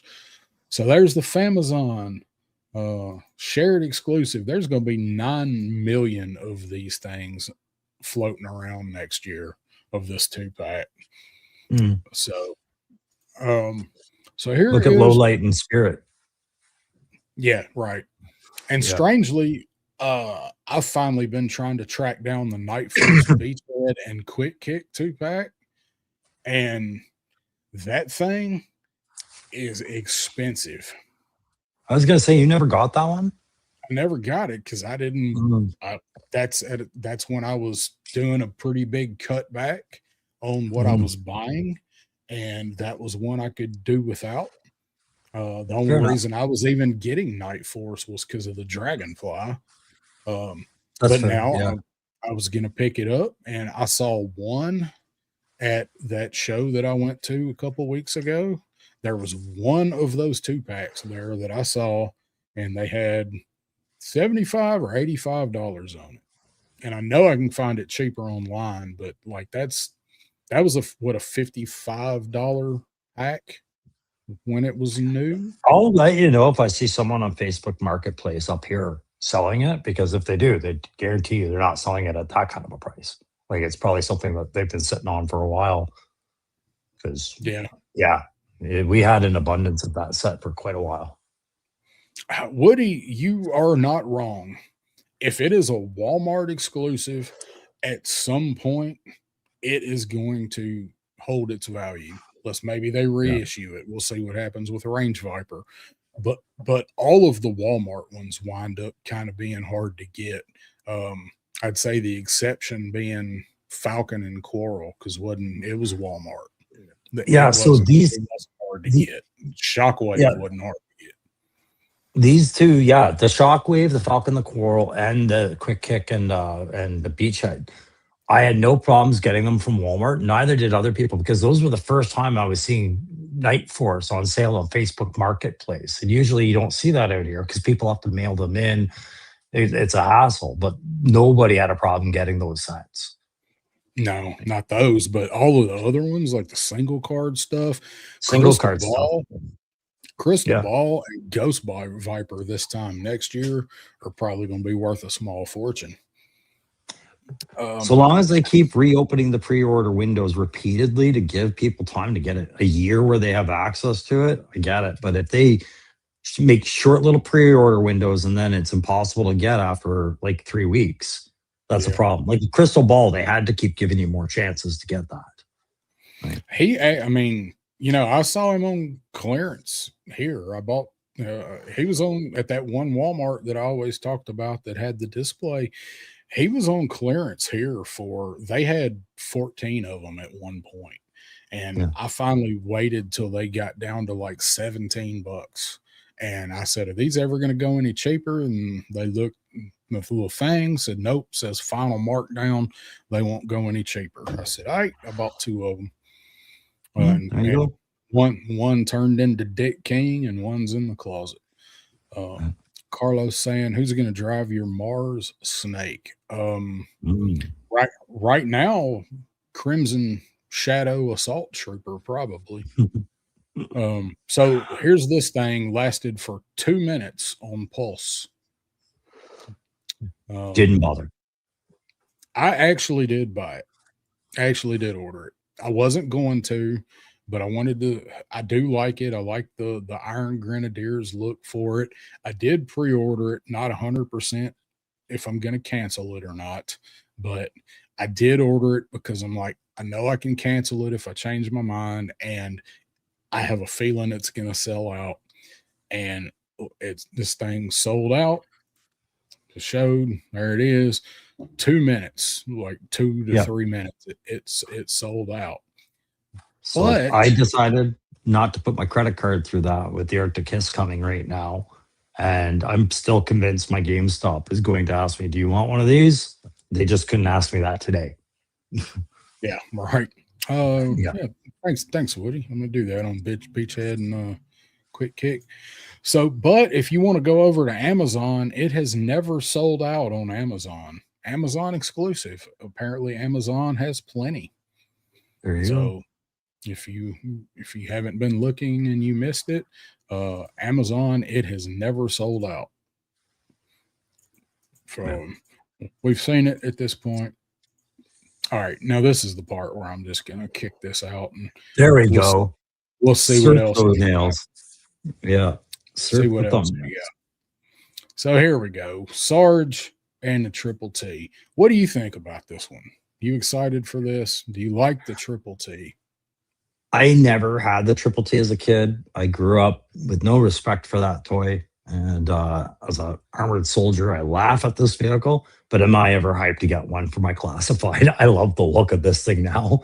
All they had to do was throw on a windshield, and I was like, yeah, now I'm going to try and add a shovel to the front of mine. This is what clears the Joe parking lot. This vehicle right here. It's the Bobcat for the Joes. It's the tool they need. After somebody said that it looks like a tractor, I can't unsee it. Yeah, to me, it's always been that. It's a one-man operated utility vehicle, not meant for combat. I had it when I was a kid. I loved it. I love the Triple T. I'm probably gonna order this. I hate to order this. I hate to spend $109 on this. However, with the working treads, I do feel like it's as close to justifying $110 for a vehicle this size as we're probably gonna get. Definitely more than fucking Destro does. Yeah, exactly. I to me, this is everything that the despoiler could have been, but wasn't. Right? Like for that price point, way more play value in this than I found in the despoiler. Yeah, with the working treads, ground vehicle. You can put dudes trying to yank Sarge out of it, him fighting dudes off of it. I like Sarge. I don't really care for this version of Sergeant Slaughter. But I do like Sarge. I've made no secret of being a Sarge fan, so I'll order this. Man, we're gonna get crushed come October and November. Like it's Which is, overtime. aren't you glad there's no HasLab now? Right? Not Like, really, because imagine. I bought kit and I'm gonna order Dukes of Hazzard. So No, but okay, but yeah. just in the royal sense of it, like if you were just collecting Yeah. classified and you were going to order the HasLab, look at what else you have on top. It's crippling. I shouldn't say crippling, but it's not comfortable. There's enough to mitigate not having a HasLab this year for me. Triple C saying one more Diretech figure coming this year. I don't know if it's this year, but I know there's another one coming. Yeah. I don't know what it is. Some people do, but I do not. Some people I've heard do. I don't know that it's going to be out this year. We'll probably get a pre-order for it. In October or November. I feel like it's got to be the cookie cutter approach, right? They're going to focus on troop builders. Yeah, they threw in a unique one with the Night Creeper for this one, but before that was your standard Viper. What always follows a Viper into a troop line? It's a bat, right? Like I could see a dire bat for some reason, or some simple troop build. You know, I'm not getting my hopes up for it. A dire bat, actually, in one way, it's kind of perfect. In the other, makes no sense at all. If you're reading the comic, makes no sense at all. It makes perfect sense for an action figure. It makes a lot of sense for an action figure. So many for reuse. Yeah. For the reuse factor, I'm like, ooh, green tinted chest plates and ooh, you know, hands and attachments. So, but if you're following Dire in the comic, don't make no sense at all. All right. No, what I would like to see is a Dire trooper. Take the Cobra trooper, the standard Cobra trooper, like you did with Python Patrol, and do something with that. Give us a troop build for that if you're going to do it, right? Because again, if they weren't hiding this behind the Walmart accessibility line, I'd say grow this every which way you can, right? You know, take advantage of it. But no. Jedi Ben saying the exclusive pissed me off just on the fact that out of 7 Walmarts within range for me, none carry Joe's and there's no Target close at all. Seen a lot of people say that. Some people are lucky. Like I live near several Walmarts. Like within 45 minutes, I could probably be at a dozen different Walmarts, and 4 of them carry Joe's, and they hardly man. I do live near Targets too. When I've been in the States and I've seen your Targets and whatnot, and I was always thinking, I'm going to the land of milk and honey for toys. And the ones I've been to aren't good. And then I go down the road to the Walmart and they're not good. So I was like, wow, they have the same problems we do up here. Some of these people, like stores like Walmart, you hear that they carry them, but the ones near you, no, you see no evidence of that. Right? Yep. Woody's saying the render did this no justice. Looks way better in person, not stubby at all. The Triple T, I think it's actually going to surprise a lot of people. USA Sarge with the Night Force Triple T. That's what some people are saying. People really want that USA Sarge, so they have no lack of Sergeant figures planned, I'm sure, right? Sergeant Slaughter had that contract, guaranteed him a bunch of figures. So, let's see. Triple T, fuck around, find out. Yep, I'm gonna surprise some people. Skip that HasLab. Same Woody, same like oh wait, no, not the same Woody. You're rather other way. Bat. Yeah, dire armor. I would have rather had dire snake armor than crimson snake armor. Like I don't for the lore. Really, I don't really care that much for the crimson stuff. I know this one's probably supposed to be more Iron Grenadier bat than just Crimson Strike Team bat, but I think a dire snake would be freaking awesome. And I know that's a rumor going around. We all know who's saying that it's coming, but it's just a rumor. So Woody's Sorry, boy. just before we get on him, I got to point something out, and somebody can put it in the comments if you can help me logic this to a point where we're on the same page. We know that Destro introduced the snake armor, right? That's a Mars Industry thing. It's got the logo right on the damn thing, Mars Industry. We're all on the same page? Yeah? Yeah. Yeah. Okay. Who runs the Crimson Guard? Tomax and Zaymot. Right? Aren't they major competitors that hurt? Yeah. Right. Well, so it's kind of like to everybody. So yeah. So I was just kind of like going, I don't know if I buy into the fact that Destro would outfit the Crimson Guard, but he does, right? So that was my thing. Yeah. Yeah, they partnered up. So Woody says no Walmarts in all of Rhode Island carry Joe's. So so speaking of Woody, there he is. There's his boy. There's Hardball. We've all been waiting on Hardball, who also comes with Cold Slither Zartan's microphone. Oh yeah, there it is off to the left. Yeah. Yeah.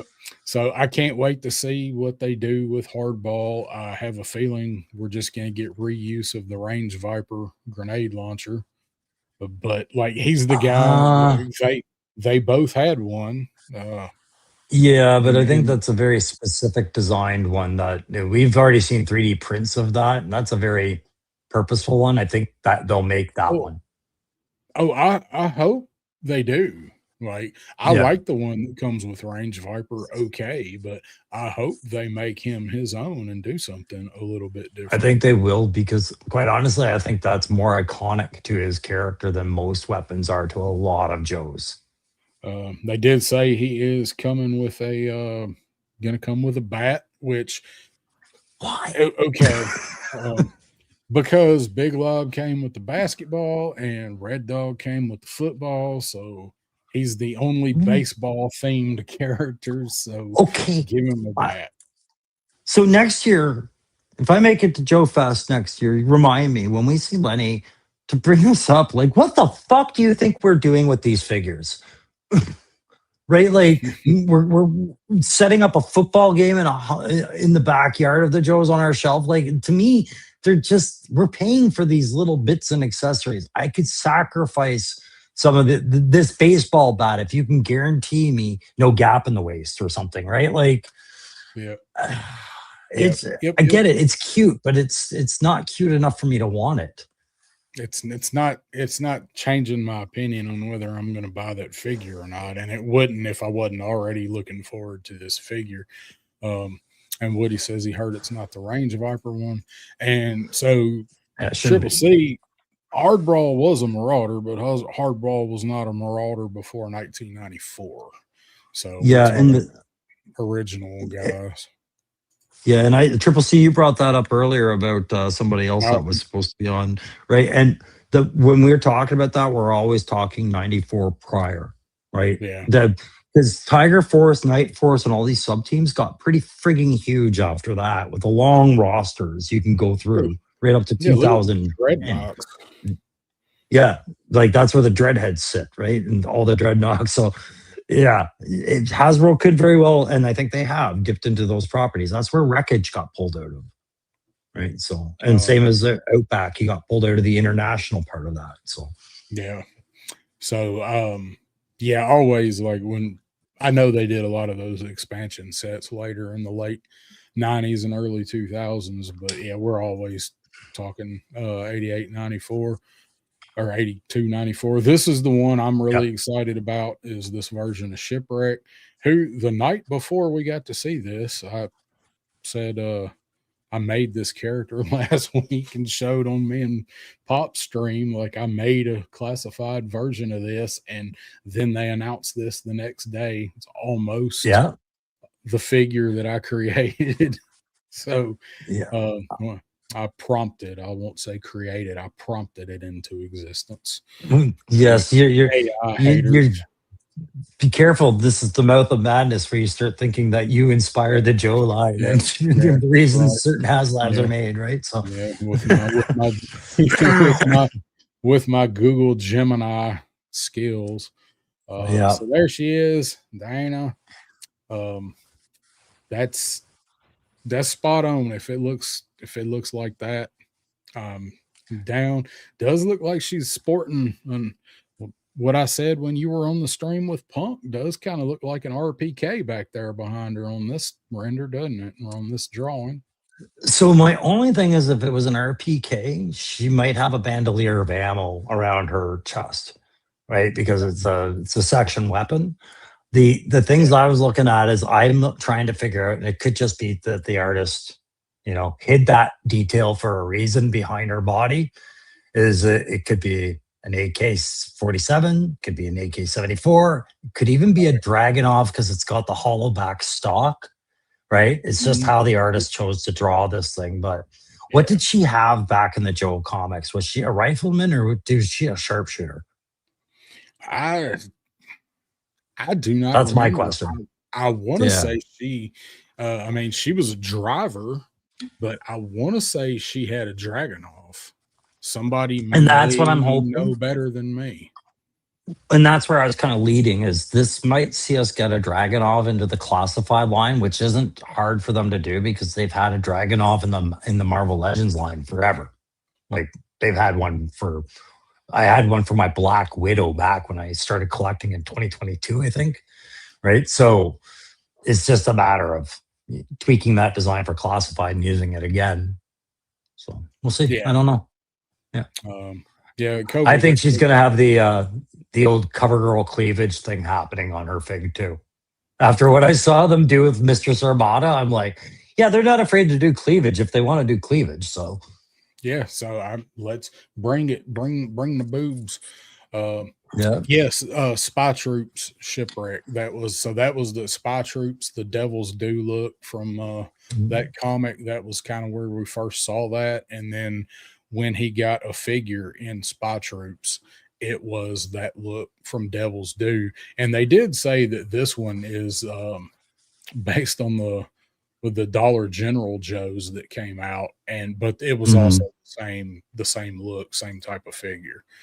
So that one surprised me because I thought for sure they would do the diver shipwreck, the V2, where he had the black dive gear. So I thought that was a no-brainer because they're trying to build up those divers whenever they can, right? So we got so many divers already. It's just an easy buck to redo. It's an easy buck, and there's a plethora of dive gear to reuse at this point for him too. I like that version of Shipwreck also, but I mean, I like Shipwreck, but I like that version, the longshoreman look better. I don't know if it comes to Polly, Dustin. I hope so. I'm fine if he doesn't. I don't need that same pet over and over again, especially if they've got it in the 2-pack that's coming already. I'm like, how many versions of this parrot do I really want? But I get it if people demand it with their character, right? Like if it is part of them, I guess. But I do believe Shipwreck should always come with Polly. Maybe I've articulated wings Polly. I'd like to see Polly with like swappable wings, perched or flying. But Jokerized Polly. Jokerized Polly. I don't know if they'll ever do that or not. Carlos, you can get one if you play with Delta 17 toys next year. You are correct, my friend. You'll get a 1/18 scale Dragunov coming soon from Steve and Ken. That's right. What's up, 610? Yojo Daddy's in the house. What's going on, man? Todd here. Cal, don't smash your like button. We want you to use that often. You might break it. Just gently caress your like button. Gently caress it until it responds. Cup it. Cup the like button gently. So Sharky knows what I'm talking about, right? The only reason I'd say that might be a Dragunov is the artist went out of their way to make that a hollow buttstock, right? It makes sense. I mean, let's face it, all of them used something on an AK platform at some point, didn't they? Warsaw Pact, they were fun to draw, those things. New Dreadnought character coming, Flatline. With the defibrillator hammer. That's the way you laugh. So they made torch axes made out of actual monkey wrenches. So I'm definitely interested in seeing what happens here. Oh, I've been picturing a defibrillator hammer in my head for quite a while, and I like as soon as I heard it, and I think I know what it's going to look like because, like you said, like what they did with Monkey Wrench and patching his kit together, I was like, they're going to stick Yeah, with that theme if they can. And yeah, I'm thinking you're going to see like a big square head hammer of some sort with two friggin' defibrillator pads yeah. taped onto it, and the wires going up. Yeah, Yeah. that's what I think, man. Yeah, would he knock them out and bring them back at the same time? Or just say you're there to save lives, but man, can you imagine getting hit with a hammer and shocked by all that at the same time? Like taking a hammer blow to the sternum with an electrical charge. Oh my Yeah, God. might not get back up from that. So, Yeah. You can uh, pretend he's a I- medic, but I don't think that's what he's doing. yeah.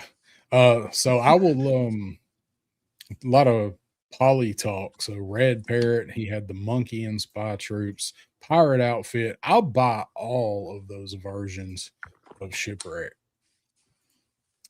Oh, let's see what else. So Heat Viper, got to find that like this one didn't surprise me a bit. So when we've Nope. done our what's coming next stuff, I think you had Heat Viper last time, didn't you? So I think so, yeah. so I was never a big Heat Viper fan. Will I get it? Yeah, of course I'm gonna get it. Troop builder. So look, if I wound up with 3 or 4, or if you count freeing frag vipers, I'm definitely gonna get Heat Viper.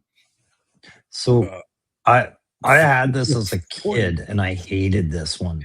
Like I hated this as a kid. I don't think I picked it. I think I was gifted it for a birthday or something like that. And you politely say thank you and give your aunt a hug or however you got it. Then you turf them in the back of your Joe pile and never look at them again. And yeah, it was the kit. The kit was such a bitch. And after what I've seen with Airtight this year, I am looking at that cable connecting from his helmet to his rifle and going, "Oh my God, what are we getting into here?" Right? yeah. Like, oh, I Same, hope they do this really good, or same. else, Just yeah, attach one, make one end of it permanent in something. Removable hoses are cool, but please don't ever do us again like they did us with Airtight. yeah. Um, This free flying to like open ended hoses that you can connect on either end. No, port one, leave it. let's see. Dustin, don't worry. I don't think I've seen you here before. Yeah. Welcome. Uh, would Can you you like give me one to? second? I got to jump off mic for a second. I'll be right back. Yeah, yep. I'll be here. Sam, would you like to see Myra join classified to join shipwreck? I would. I would like to see some of the characters like her, Hector Ramirez, some of the one-off characters. We're getting Cadet Deming. Some of you in chat probably have Cadet Deming sitting by you right now. So I would like to see some of those. I would like to see synthoids. I'd like to see some kind of way to do the synthoid packs. Give me that big turd monster Sergeant Slaughter had to fight in Arise Serpentor Arise. I always liked the Mara angle. So, but I would need Mara to come with some, like, they need to accessorize her out because Mara would be a really simple figure to do, right? All blue or black, like dive bodysuit, the bluish skin, and then a helmet and maybe a backpack with some with a hose, oxygen. They Well, got to come up with some cool shit to give Mara. how many times have we seen that sled dog team and the Eskimos on the back of the Joe boxes lately? I know. Yeah, Right. So, when we talk about retro cards, and I said they might not have comparisons, maybe that's how you get them. I don't know. yeah, yeah. Jedi band saying, yeah, my least favorite Viper. I don't know if he's my least, man, but I never liked it. I got him. I think he's complete too. I think I've got him one of the few I've got left complete. One of Yeah. Woody's favorites. All right.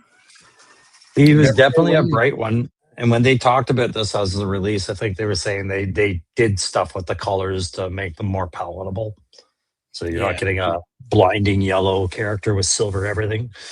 He was like I don't know, he's like you mixed mustard and creamsicle together or something. Like an ugly figure. I just accidentally tasted what you just described. It didn't work I out hope for me. I hope you all did. I hope you all did. Yeah. Let's see. So everybody read the comics. Yeah, we talked about Quinn a little bit and the Marvel Yeah. stuff. That the October Guard hopefully opens the door for. So 2-4. Here's our 2-pack Ninja Force. Snake Eyes and Jinx, who, as you mentioned, was never actually in Ninja Force, and it also comes with Zartan's missing microphone. Yeah. This made me laugh because Jinx did eventually end up in Tiger Force, right? Yeah, right. But not. But when Marvel Legends showed off their Gamerverse repaints and they did Psylocke in the pink, I was like, that's exactly what I expect Ninja Force Jinx to look like based off of some of the pictures I saw that they were using to promote it. Right. So we'll see. I never had this version of Snake Eyes, so it actually doesn't look too bad. I'm not crazy about the mask, but the black with the blue and the silver, it's actually a pretty decent looking figure. So I think they'll do a good job with this figure. I'm a little sad that we're getting this before we get V3 with the butterfly daggers and the big 3-piece nunchuck set. I'm a little salty that they're doing Ninja Force before that one, but so whatever. My thing we're is, gonna get them all. Snake Eyes is like fucking Pokemon. We're gonna get them all. I need them to change the Snake Eyes a little bit from the box art when they do this, because I love that we're going to get smoke pellets represented on a ninja finally, right? And Snake Eyes is coated with them. But if you look on them on the left side of his stomach, where they're placed in those rows of 2 for 6 there, they look fine. But when you put them in a line on his waist or on his jacket, they look like anal beads. And I need them to change this. I will not have this on my figure. As soon as you said the rose and you said, but the other side, I saw it. Because, I need them to make Jinx look good too. And if it's coming with anal beads in this figure set, you see where I'm taking this, and I don't want to take it there, but I need to not even think about it when I open this. Right? Do not show me this. So Jinx's gi has one of the trap doors like the old Tommy. So you understood the point. Good. Yeah. I got the reference. Moving along. Jinx will have her own retaliatory accessories. So there we go. We get our everything retro card is the movie next year. So here we go. Back to our Thunder Machine. 3 screens just went flying across the room just now. Yeah. Full circle.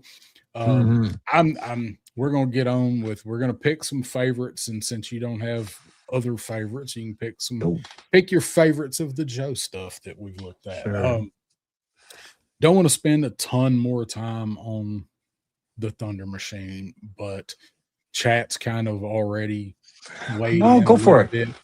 If you weren't here when we talked about it earlier, let us know what you think about the Thunder Machine.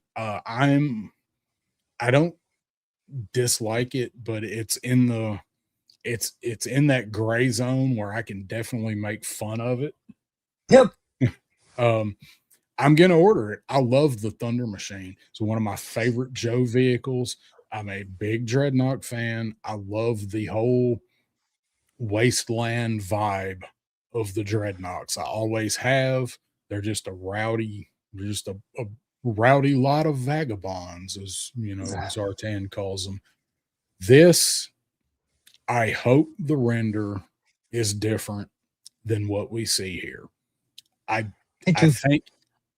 think it looks.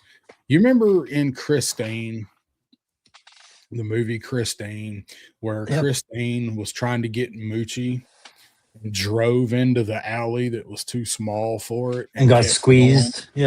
Yeah. That's what happened to the Thunder Machine here.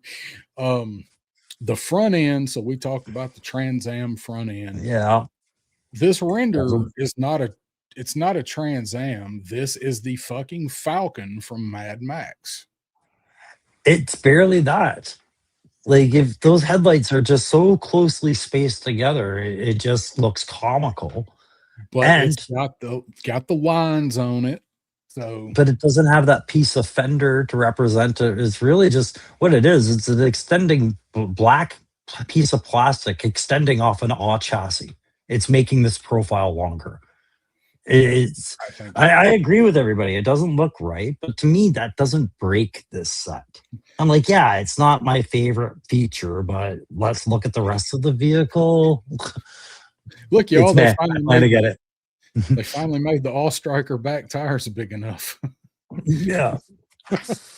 I'm a big Thunder Machine fan. Am I disappointed it's not coming with Thrasher?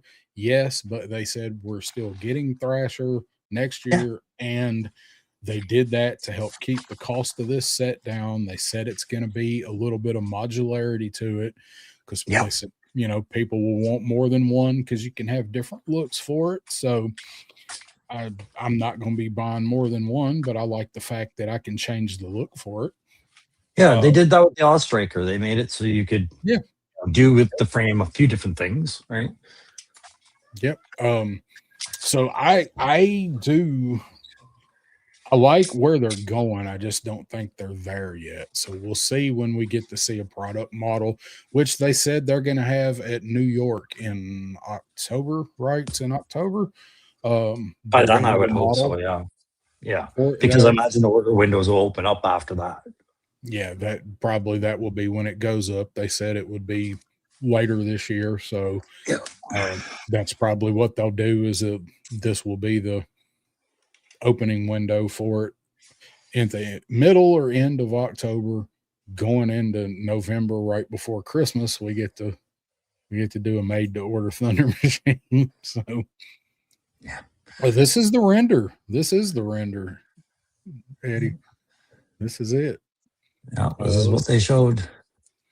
Snake Eyes 8181 teleporting in from the Crow channel saying, I'm giving the Thunder Machine benefit of the doubt for the renders for the vehicles never looked the best. Well, we just looked at the Triple T. The render for the Triple T looked kind of funky and dumpy, and it looks pretty damn neat. The actual product pictures of it. So I hope the same for the Thunder Machine. There's still a lot more to be seen with this for sure. Oh yeah. They mentioned that those red panels in the front come off, so probably have some wider ones you can pop on, probably change that whole front end out, I'm guessing. So we'll see. I'm hopefully optimistic, but I'm going to order it even if it looks just like this because I love the Thunder Machine and I'm going to buy Thrasher. Yeah. I mean, they had me at modularity. If you're going to be able to change the look and you've only shown me one look, I'm reserving all judgment. And I suspect I'm going to order this. And especially if Woody's price of $150, if it's close to that, yes. Yeah, it's a gimme. If they ask too much, I'll know. Yeah, with no figure, I will know. Carlos saying 150, Woody 130 to 150.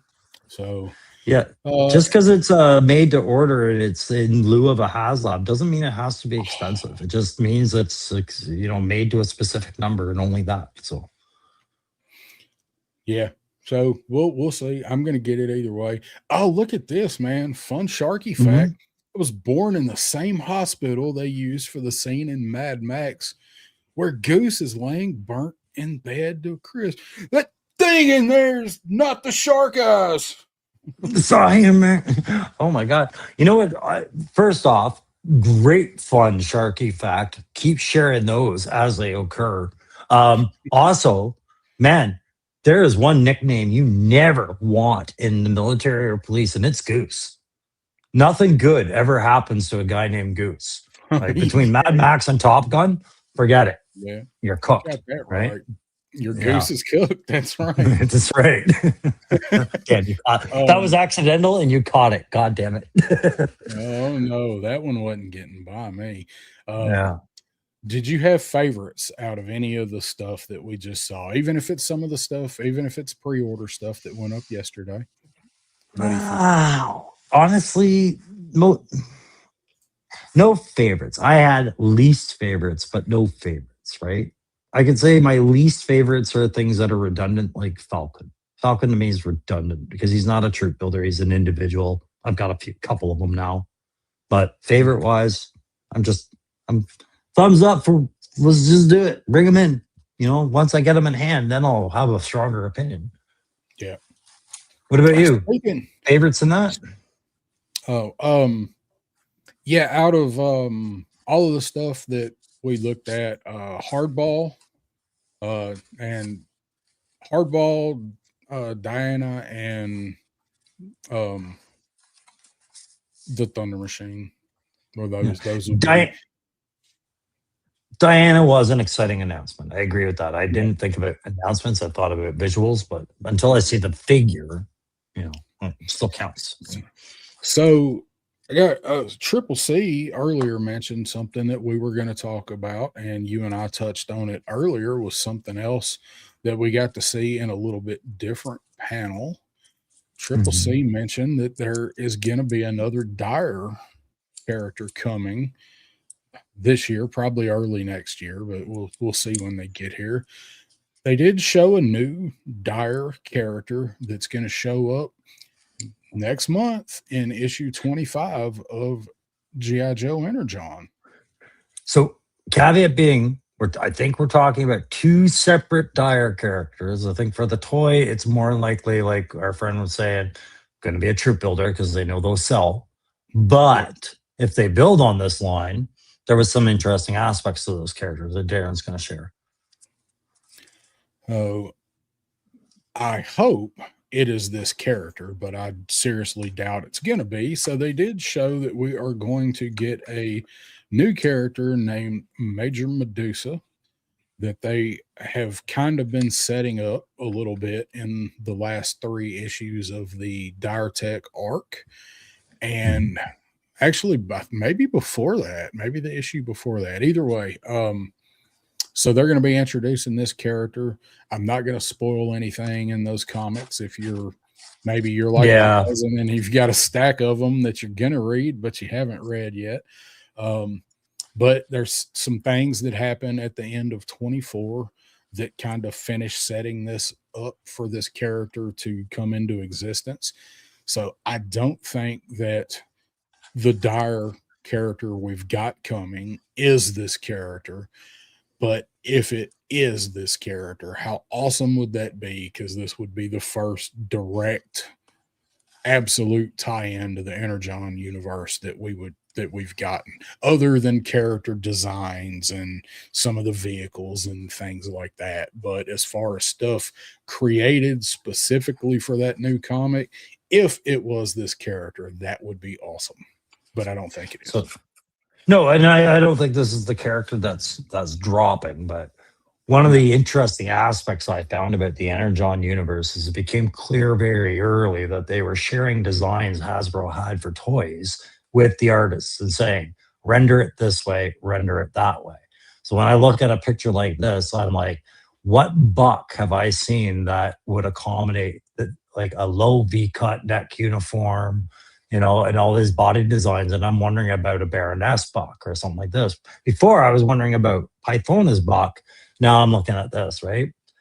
Do you see any parallel bucks that would work with this figure? Like if we were to zoom in, you say you just had to add some second layer deco, right? Maybe change a couple of boots. The Baroness is maybe waist piece and legs. I don't think we've gotten a similar female torso. Definitely no female arms that would work for this. So I think maybe the bottom half of Baroness, Rattler Baroness, or a Crimson Strike Baroness, those one of those. But I think everything else would have to be new. I think some of it would. He says. So the reason I don't say Pythona is because they made a point to make a black bodysuit, and the rest of the accessories artistically are linear and technical. Where in Pythona was a very organic suit. And yeah, I fully believe they want to reuse that buck if possible, but I don't think this is the female they're going to do it with. I think that's apples and oranges here.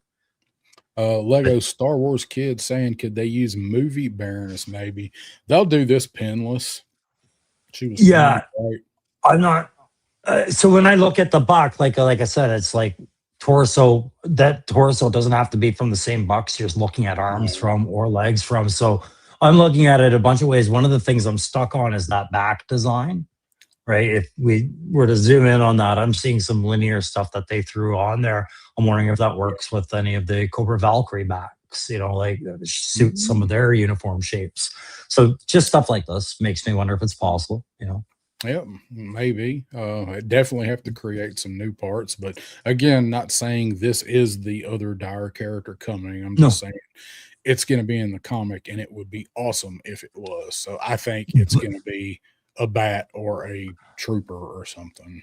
Once you figure out why she's coming, like once you're current on the series and you figure out why she's coming, then you'll start seeing why we're making kind of a strong emphasis about her right now. Go back up, scroll back up. I thought that was hair, but is that that's a hood she's wearing. It's a hood. It's a hood. Oh, dude, you know who that is? I know who that is now. Okay. Zartan. No, it's that Valkyrie that helped out Cobra Commander. Well, I wasn't going to spoil anything in the comic. No, I thought you meant the other reason, the other thing that happened in the Crystal Ball.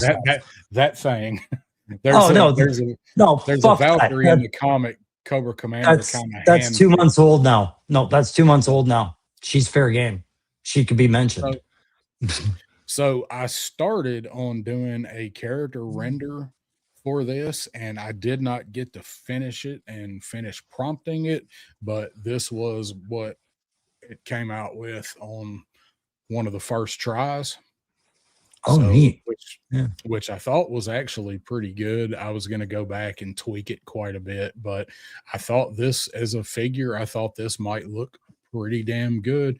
Need to articulate that arm and have a regular arm for it, but well, you know what? I like that you did this because it just occurred to me too. Like that snake accessory, I think that's something they'd have a lot of fun and want to do, because look at how they do some of the these accessories for Marvel Legends, where they do go up the arm like fire wings and things like that. And I'm like, I bet you some of those art team have been dying to bring some of that design techniques to this line somewhere, right?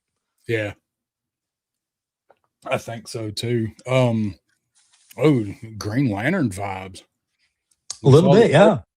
Saw the trailer for Lanterns. Lanterns looks good. So good. Yeah, I did. Can't wait for Lanterns. So much better than a Ryan Reynolds version. Not much.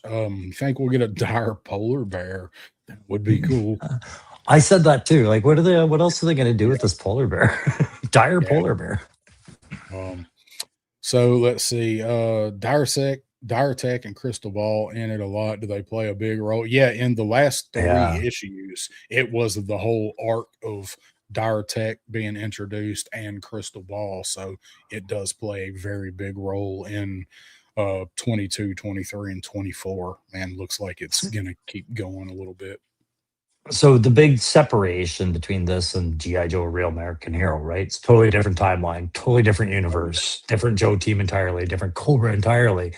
And the MacGuffin here is Energon, right? So everything in this story is derived out of the Energon problem, right? So if I need to, how did that skateboard fly in Back to the Future too? Oh, it was Energon. Like, just everything's fucking Energon. Yeah. Energon.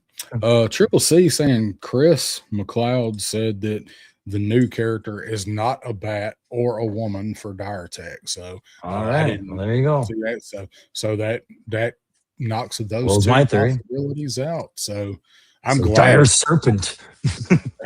I'm glad it's a dire polar bear. I'm glad it's not a bat as awesome as I think the toy would be. Yeah, no, and when we talked about it, you're right. It didn't make sense for the lore. It'd just be a big sales thing, right? But yeah. I like the dire stuff, but believing in the lore is what's going to keep me on board with the dire stuff. So, Sure.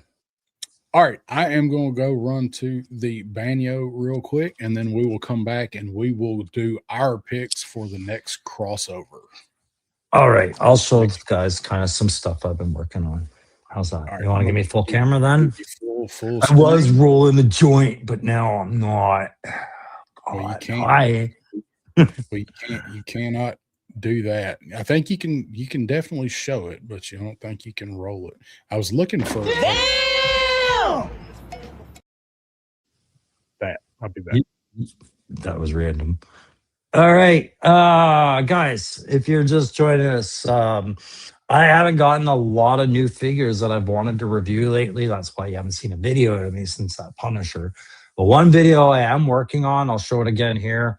Our friend Kyle in the chat, who once provided me with the first ever Cobra female Barracuda eel, and I did a video on that, sent me another one of his creation where he created a dreadnought named Odelia. I keep calling her Ophelia for some reasons, but it's Odelia, and she looks just like that. Right? The very busty young dreadnought and daughter of one of the dreadheads. And so I've been working on trying to get some photography of some of these customs, but I'm going to show them to you one more time. So don't let that stop you from watching the video once that's made. But Odelia is the daughter of Otis from the Dreadheads, which he made me an Otis, right? All the tattoos. I think it's and you're still in the chat, I think, Kyle. Correct me if I'm wrong. Is this a Naga hide buck that we worked with, right? But just fun, right? Otis, and I've added my extra Juggernaut helmet to him because he needed something to ride with. But this beast, right? I called it the what I said, Velociped. Or he called it the Dreadnought Tricycle 2.0. But when I looked it up on Google, what you would call this, it would be a pentacycle or a velociped, which is, but anyways, nonetheless, magnetized turret, cool little cage, very dreadnoughty, EL ball gun with chain or belt fed chain gun there. Lots of posability. I've been working on getting some photos of that.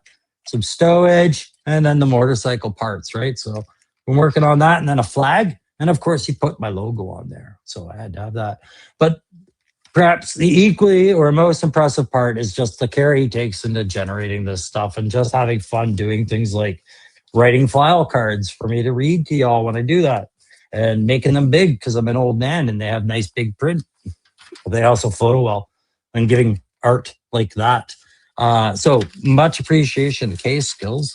Aside from that, I've been working on some smaller projects. You guys see me buying a lot of the Extreme Dio sets, which tend to be a bit pricey, but if you can get them on sales, they're good. So I've been sitting on a few of these and using them in the backdrops, and then I started wanting to make more stuff. So I'm just making stuff to supplement those, like little sliding modular sets that I could put away in a box and not care about. And so I'm starting to do little videos on that and things like that. And you can actually see I'm making another one in the background. What else? Before I blow any more G.I. Joe comics for guys, I'll tell you another reason you haven't seen a review in 10 days. I do have 3 figures that I refuse to review. I refuse to review the new retro card Techno Viper. My notes on this are, why did I trade a stand for the little techno device that was supposed to go in the hole on his wrist, right? That's the trade-off, and I paid for that. I refuse to review OG-13 Grunt because there's nothing to talk about. It's good that there's nothing to talk about. There wasn't the first time he ever came out. And I refuse to review Wild Bill because 3-Star did such a good job for all people. He did the comparison, which is exactly what I would have done, and I just don't feel like repeating the same points. That's why you haven't seen reviews of me, because I've been refusing. It's also I refuse to open them. That's all. Anyways, you're back. I'm back. Why? I am back. Yeah, we completely skipped over this banner that I've made, and we completely forgot to talk about got any new toys. So That's okay. Real quick, yes, I did do a review on Retro Card Wild Bill, who now has a big old glob of sticky tack on each side of his head to hold these shitty glasses on. I refuse to open those glasses because they're shitty. And the review that I tried to do didn't work out so well for you guys. And the only reason I'm even mentioning this is because I really am impressed with these figures. Is I did wind up finally getting Taurus and Red Dog. And Right. I filmed their review twice.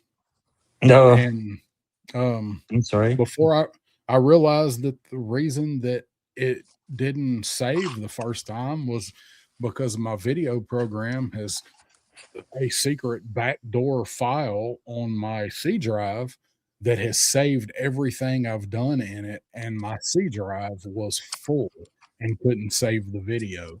And I recorded twice before I figured that out. So I'll ask you the summary on those. Yeah, I'll ask you the only question I think is worth asking until we watch your review. Which of the two do you like better? You have to pick one, and you have to chuck the other one into a fireplace and dance while it burns. Which of the two? Red Dog is my favorite out of the two. And oh man, we should have split on a pack then. We should have. I liked Taurus better as a kid. Didn't really care for Red Dog, but I think Red Dog is a better figure, and I like the stuff he comes with. So I will try, and I want to get. I actually, because this set impressed me so much when I got them, because I didn't order them. I got them at Yojo Depot because he got them, and I'm like, oh wow, you got Taurus and Red Dog. I guess I'm going to get Taurus and Red Dog now as opposed to later. It's funny. I really thought Taurus was a great figure. Red Dog was just okay. They're both like I when I did my review that got scrapped, I gave them both very high scores. I gave the figures the same high score and the set the same score. I wanted these guys. I had them as a kid. I liked them just fine, but it wasn't anything I had to have right away. But it's a good set. Like if you're trying to complete your Renegades, they're worth picking up. They're good. Their figures are good. Their tolerances are good. They're not loose. Some of the best made figures we've had for a minute. What's up, Allison? I was going to say, we need to take a minute and get caught up on the chat because Allison has showed up and we need to acknowledge her. Not like Ken, but like Allison. Acknowledge me. She's not demanding the way Ken is. Joe Fan was asking where you got that stuff. Yes, they are all custom from Kyle Jackson here. Made those. Yeah. K-Skills made those. And he's also made another thing that's appeared on my channel, which is the Cobra Barracuda female eel. If you guys check out that review. She showed up. If you watch my Hydro Viper review, she's in that too. Pretty prominently. So, all right. So, and Snake Eyes 8181 saying it's a great 2-pack. I agree. I was impressed with Taurus and Red Dog. So this whole last like little group, like the last 5 figures with Dawn and Overkill, and then these guys have been really good. I just didn't need the football in the football stand, quite honestly. That wasn't something I needed with that set at all. I get it, but I mean, they gave Big Lob a basketball, so I'm sure it didn't cost that much more. Like it wasn't going to make this set $5 cheaper to not get that football. Okay, but they don't give you a free floating basketball at Big Lob because they said it was a choking hazard, so they had to have it attached to the head. Yet with the other, anyways, let's move on. So the football is not that much bigger or longer or whatever. I thought it was funny. Everybody, we complained because Big Lob couldn't remove the basketball and have a separate basketball. Red Dog comes with a separate football, but he can't hold it. Yeah, it's just everything's just kind of made so it just doesn't really work out. Yeah, just one step forward, two steps back. Always. So bring in the baseball bat and the baseball now, right? Like it's going to have a ball and a bat, but they're going to be made together with hardball. Okay, I'll say this quickly because I think I said it the same in my big lob video as I'm going to probably say in the hard lob video. If the reason Joe recruited these guys is because they're really good at throwing a grenade accurately because of their sports arm, then why the fuck are we giving them a weapon? And if we give them a weapon, then what's it matter what their history was, right? Like the whole reason they recruited Big Lob was because he can accurately throw a grenade. And then they give him a grenade gun. Grenade launcher. Like you're sending mixed signals. Here comes Hardball with a multiple grenade launcher, tunk, tunk, tunk, tunk, tunk, and he's going to have a baseball bat with grenades and tack, tack, tack. Yeah, that's what I was right? Ding. Yeah. Yeah, exactly. Say what's yo, up. 19 JJ Ace. I always say that wrong. And a punk with toys. What's going on, Lawrence? And Lawrence. There is Stu for lunch popping in. So will they give us a golf ball with the Happy Gilmore on retro card?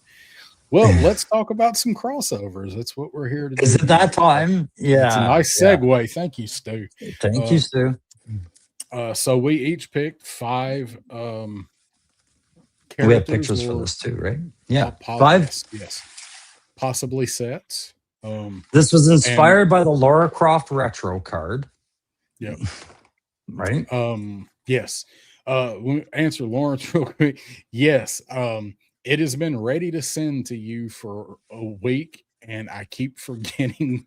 It's got another box on top of it, and I keep forgetting to make the label. It is boxed up, and I have the dimensions and the weight, and I keep forgetting to make the label. I am planning on getting it out Friday. We have a mail room at work.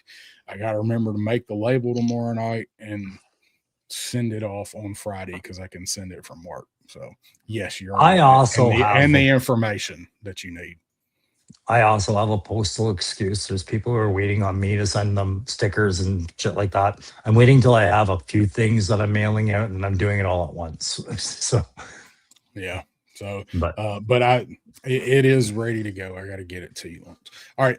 Do you want to go first with your first character, Crow? So we picked things, and we're going to tell you how they work into the G.I. Joe universe. You know what? Good sir. You always let me go first. Today, you are going first. All right. Well, that completely screws up what I had set up here. So wasn't that great of me? Did you want me to go first, Darren? Next time you say go first. Yeah. Well, I thought I'd give you the option because I figured you'd go, yeah. No, I'm a soldier. You either tell me or it's not happening. Okay. All right. Yeah, I've been told I just leave stuff up to people too much. So, all right. So let's go with my first character that I have created. This is a Cobra character. And I did, of course, do a little write-up here because I like to do my file cards and stuff. It's not very long. This is the longest one. So see if you guys can guess who this is. And I'm not going to make you wait a long time. But, all right. So as Cobra takes control of Broca Beach, they also gain control of Brackwater Prison, an experimental, privately owned facility that housed the worst of the worst offenders in society. A cutting-edge facility in the field of cryogenics.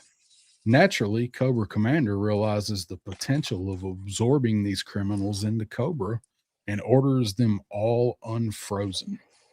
However, he may have gotten more than he bargained for because the de facto leader of these men is none other than the agent of chaos and criminal mastermind, Simon Phoenix. That's who I thought it was when you said Cryo. So there's our classified Cobra recruit, anarchist Simon Phoenix. did not play with this long enough to make the guns smaller. They always make the guns freaking huge when you do these things. So has got his overalls, got his orange shirt, got his twin pistols, got the body armor you can strap on. So there's a little glimpse at Simon Phoenix's box. Mm-hmm.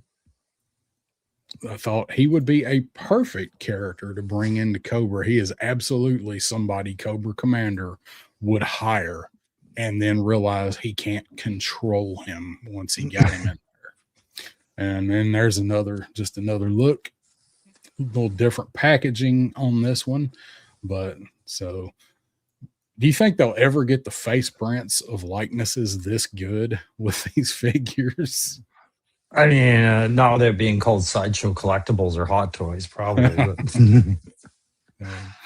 Let's see. Kyle saying, yes, that was Naga hide that he used for your custom. There we go.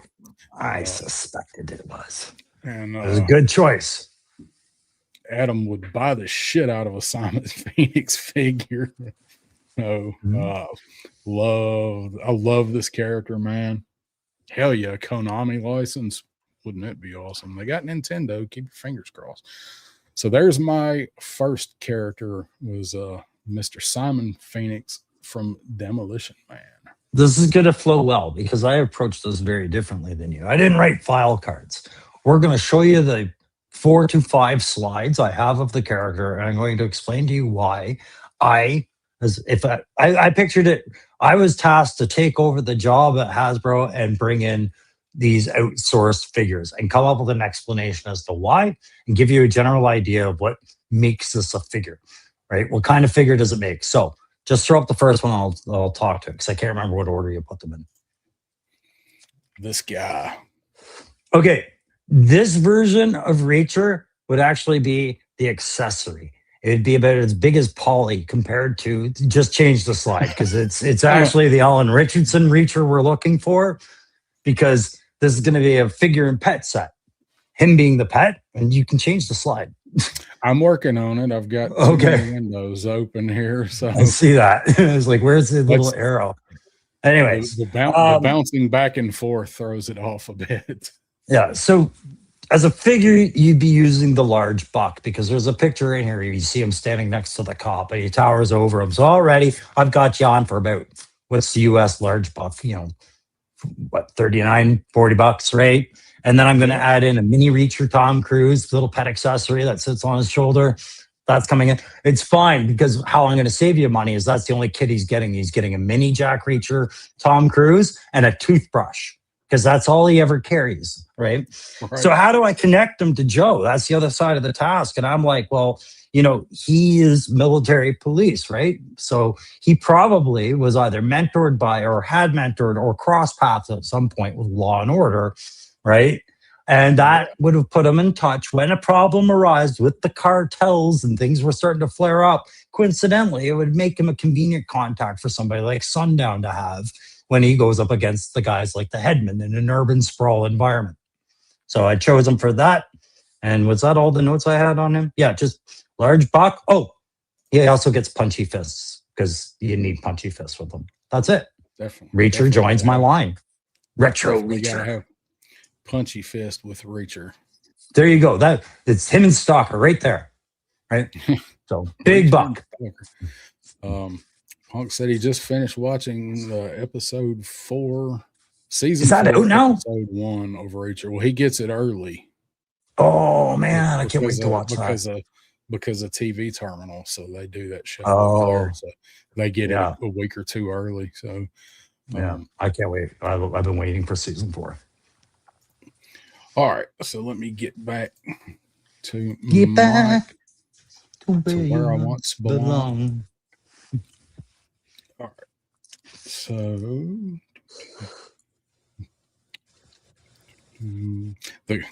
the slide, swapping the slides around. It's all right. We can keep singing Paul McCartney songs. It's fun. Yeah, I'm good with that. All right, so my next one that's joining is actually actually kind of cheating a little bit, but these are going to be Joe's. So let's just get into it. So, as the Energon battle continues, it draws many different races and species to planet Earth. Many are friendly, most are not. The G.I. Joe team needed to find allies experienced in eliminating alien threats quickly. They found the best team in the business, and they are too bad. And that is Jeanette Vasquez and Mark Drake from Alien. So, Fuck. Two of my favorite fucking Marines. Well, I liked all the Colonial Marines. Who am I kidding? They all looked cool. So, if we got some figures like this based on these, I would so buy this set. This set with all of this shit in it would probably be $80, but I would buy the hell out of this. Yeah.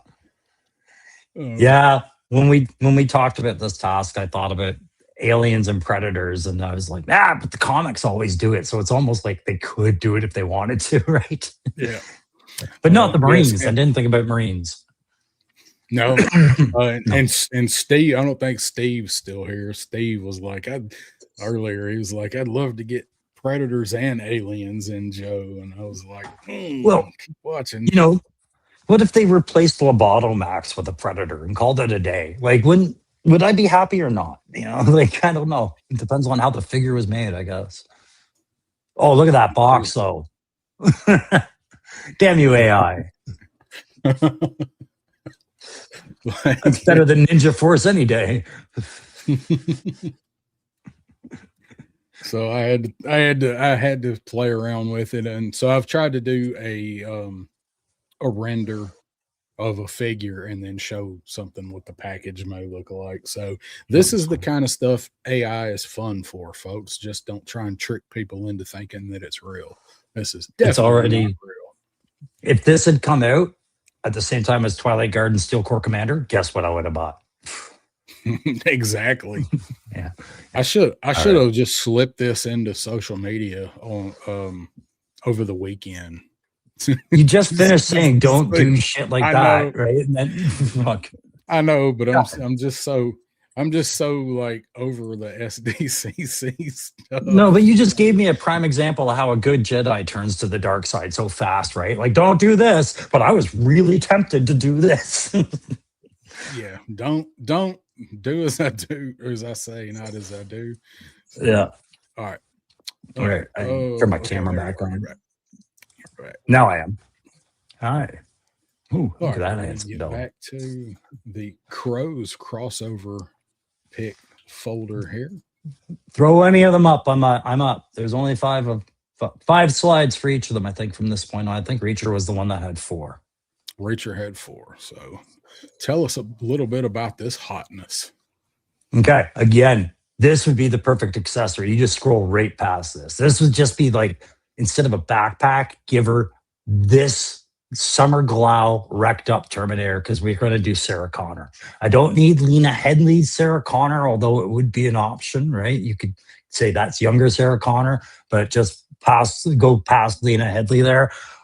This is the Sarah Connor I want. I want old, bitter bitch of a woman, Sarah Connor, fucking raking out heavy ordnance from the middle of nowhere and saving Joe's ass. And how you'd excuse it is she's aware that the bats are being created by Mars and that one day go for the AI thing. And sure enough, it's going to happen. And that's just if that's not the big flag waving for Skynet coming, that's going to call her in. I don't know what is. So as a figure, we'd get the small female buck with the muscle shirts. And, you know, of course, we have to make her look older and haggard, but we got those sunglasses to cover it if they don't do it right. So you get 2 shots at getting this right with her. You can even throw in a young Sarah Connor head if you want. But I liked this picture. I thought this was kind of a cool look of Sarah Connor. And if you think about it, she could be worked into that kind of lore from an angle like that, right? You've actually got one more with her. There's one more. Yes.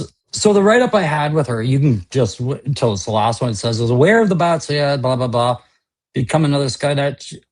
She would be running amok of Joe missions. She wouldn't be working with Joe. She'd be doing her own thing, running amok in between Joe of them, trying to disrupt them until somebody like sci-fi or mainframe could support evidence that she's provided that, Skynet's a real premise that's going to happen, right? That's how you would work her into a Joe line. And I described everything else. She would just come with multiple guns, shades, a Polaroid of her and Reese, and then some form of Terminator leftover gear, either the Summer Glau hanging torso or a T-800 and a reuse of the Mindbender jar, right? The T-800 arm. Yeah.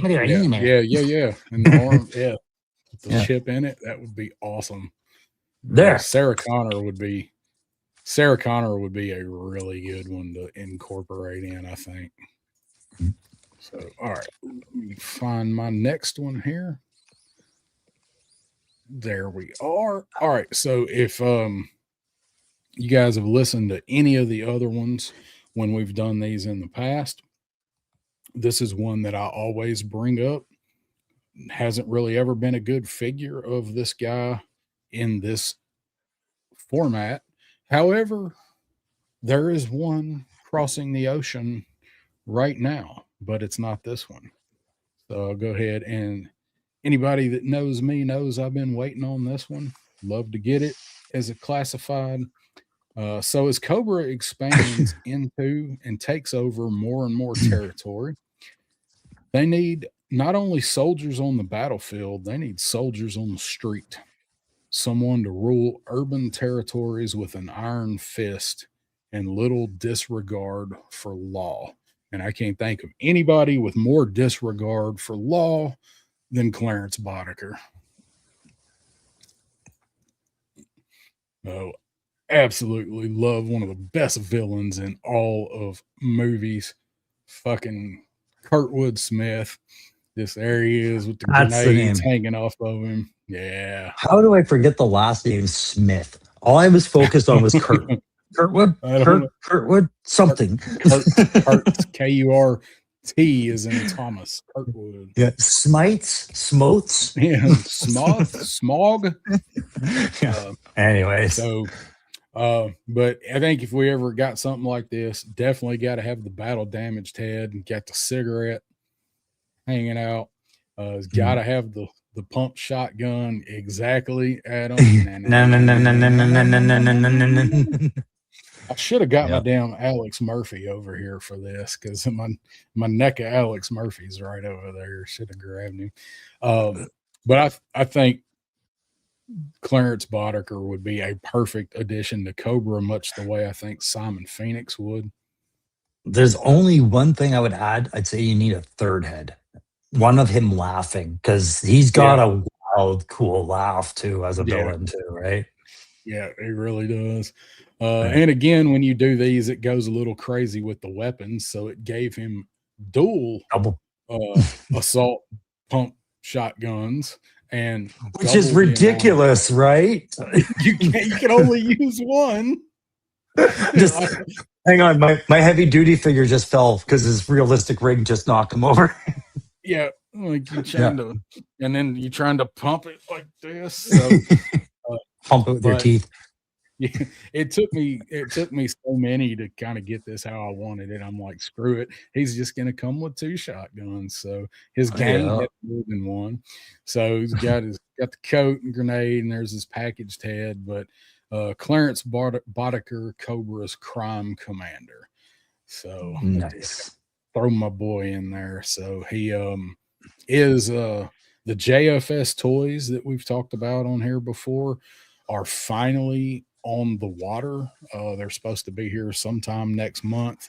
They're shipping the first few of them in Europe because it's a French company. But the first container that's bringing them over here is on the way now. I think Stanley ordered these. And I wanted to till I found out how much they were going to cost. So now I'm probably just going to wind up getting Clarence because they're 7-inch figures. They're meant to scale with the NECA Ultimates. So, okay, 7-inch I'm not in for. Yeah. So, all right, let me get back over here to your folder and we will hit up your next one. Yeah, let's do my next one. Then I think the next one's really quick, actually, and somebody's already guessing at them. Yeah. Yeah, somebody's got some good guesses. You ready? Somebody's in my fucking living room watching me. Yeah, let's talk about it's in perfect silhouettes. Let's talk about the James Bond troop builder set. Right. So absolutely 007. I could Laura Croft this into the line, right? Um, the big feature being is it would just be a tuxedo buck with it taking probably a small page out of the Fresh Monkey Fiction book, right? And giving you four heads. Just scroll through. You can get whatever James Bond was your James Bond, be it Daniel Craig, Sean Connery, Roger Moore, or who's the other one? Anyways, you've got the gist of it. Was that Pierce Brosnan? Thank you. Yeah. So the write up was just the tying a midpoint would be reporting in due to Big Ben's recent reports that General Flagg may be operating outside of what is being reported to NATO. So he'd just be shadowing Joe and spying on him because General Flagg isn't trusted by MI8 or MI6 or whatever the Bond's intel agents Joe will be, right? So yeah, between this and Mission Impossible, there's so many MIs, right? So my point being is like I call it the troop builder set because I want you to buy four of them. So I'll give you the four heads, but $1, right? But he also gets the silenced pistol, which Joe gives to everybody. And finally, we have a reason for it. But you know what we can't have is that stupid leg holster with the extra spot for the silencer, right? No, you don't get that. You just get the silenced pistol. So very economic set. I'm trying to find all the notes. I've got it up here because I've got Red Dog stuff up here. I left with all the slides for this. Yeah. Yeah, I left out the last point is he'll stick around with Joe until he can bet at least one of the few Joe females there are, right? So that's why he's sticking around because he hasn't gotten Scarlet yet. And it would have to be Scarlet because she's the only one with a name that like could mean, some kind of double entendre. So I haven't met Under the Cover Girl. Are you an Under the Cover Girl? That's great. All right. So, Bond is a kind of, I think, a perfect one. Shout out to Cypher63 for thinking like I think. That's right. So let's see. Nope, that's not the one I want. I keep accidentally closing tabs. All right. I've got to get I got to get ready. Got to get ready because I have a note for this one, so that I get. Sure, I'm gonna block out my screen. Okay. All right. So my next one is a Joe. Go ahead. No, I was just gonna say we each have two more, right? Yeah, I have two more. Good. All right. So my next one is a Joe. As Sergeant Slaughter ages, G.I. Joe secretly wondered what they would do for an ambassador and a premier drill instructor once he retires. Little did the Joes know, old Sarge was already on top of this. Secretly training his own protege, he nears the time to hang up his belt and whistle. Sarge thinks it's time for the team to finally meet his successor. And his name is John C.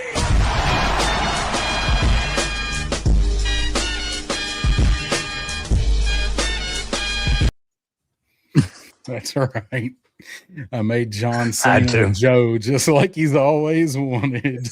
I don't think you could have picked a better introduction to that slide. As soon as I decided on him, I had to hunt down the sound bite. Oh my God, yeah. That's one of my favorite sound bites is that call. I did not know where that sound bite originated from, and I had to like look it up. I'm like, okay, that makes sense. And I went into a rabbit hole on it. So yeah. If you've never heard that crank call, you got to listen to it. Yeah. fucking hilarious, man. Stu says an Equalizer 3-pack with Edward Woodward, Denzel, and Queen Latifah. Yeah, that's a good suggestion. I didn't think of that one, but yeah. So so I can't see this. So what are we looking at? Because I can't see it. All right, he's doing the salute. He's got on some wrestling pants with some knee high with camo. He's got red, white, and blue belt, sweatbands, and bicep band, and his championship belt says Cobra Ass Kicker on it. Oh, I was joking. I could see it the whole time, but that's awesome. Oh, but well, I'm trying to figure out is that a Magic the Gathering card on the package? What did they AI throw on that? Yeah, for some reason this one comes with a collector trading card with this guy. And as you can see down there, he is the Chain Gang commander, John Cena. He's bad man. If you guys follow his music, don't look too hard, or you'll notice that this pistol is not actually in the holster, and that his name for some reason goes out over the top of the rock here. But just zoom in, look even closer, and the box art depicts him like Mercer. Yeah, he's got the red vest. Yeah, looking a little Mercer-like. So I actually used the prompt, I think, for the Cobra Island Viper to get an idea of the style of package that I want. There you go. So it probably pulled the color. Red vest. Yeah. So then I wanted one of him, and this is the variant package. It's got different box art on it, but you get the card and Chain Gang Commander. So we got John Cena taking over for Sarge. This would have played a lot better like 15 years ago, but I think I just thought he would be perfect to bring into G.I. Joe as Cena. Nice. I like John Cena. I did not watch wrestling at all while Cena was wrestling. Well, I knew who he was, but as a figure though, he's got some practical use there, because those saluting hands that is iconic with him are the same hands he used to do the you can't see me thing. So my mics might die at some point. I'm getting warnings of my earbuds that my batteries are dying. So if I sound out, just wave at me and I'll switch over. All right. So we got Cena. So ready for your last one, right? Second last one, shouldn't it? We had two more each. Yes, you're right. I have two packs. Yes, because people are screaming for 2 packs. Yeah, I went first. That's right. So, are you ready? Yep. Just put up any 2-pack, and I'll tell you why it's there. What about these guys right here? All right. This is me helping Hasbro figure out who's going to back up Sundowner when they're taking on cartels and the headmen. And I was thinking, wouldn't it be great if these 2 retired Vice cops came out and, maybe you got different heads. You could have old Crockett and Tubbs, and then you could have like young Crockett and Tubbs. But no matter what, these are the outfits you get them in. You get them in the true 80s pink and white suits and things like that. And they just get big ass like phones like that's their accessory. It's just a deep cut 80s thing. You take it away and then you give them the older heads, and that's them much older working the case, right? You could have 2 different timelines. So I thought that's mine. And so what did it say? Key points on this one. Yes, they're taking on the headmen. The figures are trapped in 80s fashion 2-pack. They get briefcases, pistols, cell phones, with a question mark about cell phones, because I couldn't remember what else to call them back then. And then a Phil Collins CD. Fucking Phil Collins. Phil Collins. So you can play In the Air Tonight over and over again. I think back then they were either calling them mobile phones or they just said cellular telephones. Was it just cellular? Yeah. Cellular. The car phone. The car phone was one car of them. Phone. Because I was thinking back to Sir Mix-a-Lot Posse on Broadway, and that was 88, and he's with the cellular, the Benzo with the cellular phone. Yeah. The other thing was the big part with I forgot the deep cut on this one was whoever sculpted Falcon's head has to now sculpt Don Knotts' head or Don Knotts. Don Knotts. Don Johnson's head. It'll look like Don Knotts, but Don Johnson. Same fault. It has to be. That's the time. Yeah. We got to get Mr. Furley in classified. We'll figure out how to bring Three's Company in next. So, because we both love some Three's Company, man. Yeah. They would go with Chuckles and Sundown. Chuckles. Hell yeah. Yeah. And I threw in also, who did I have? I said the 2 retired vice cops helping Sundown, Reacher, and Chuckles. So there you go. Awesome.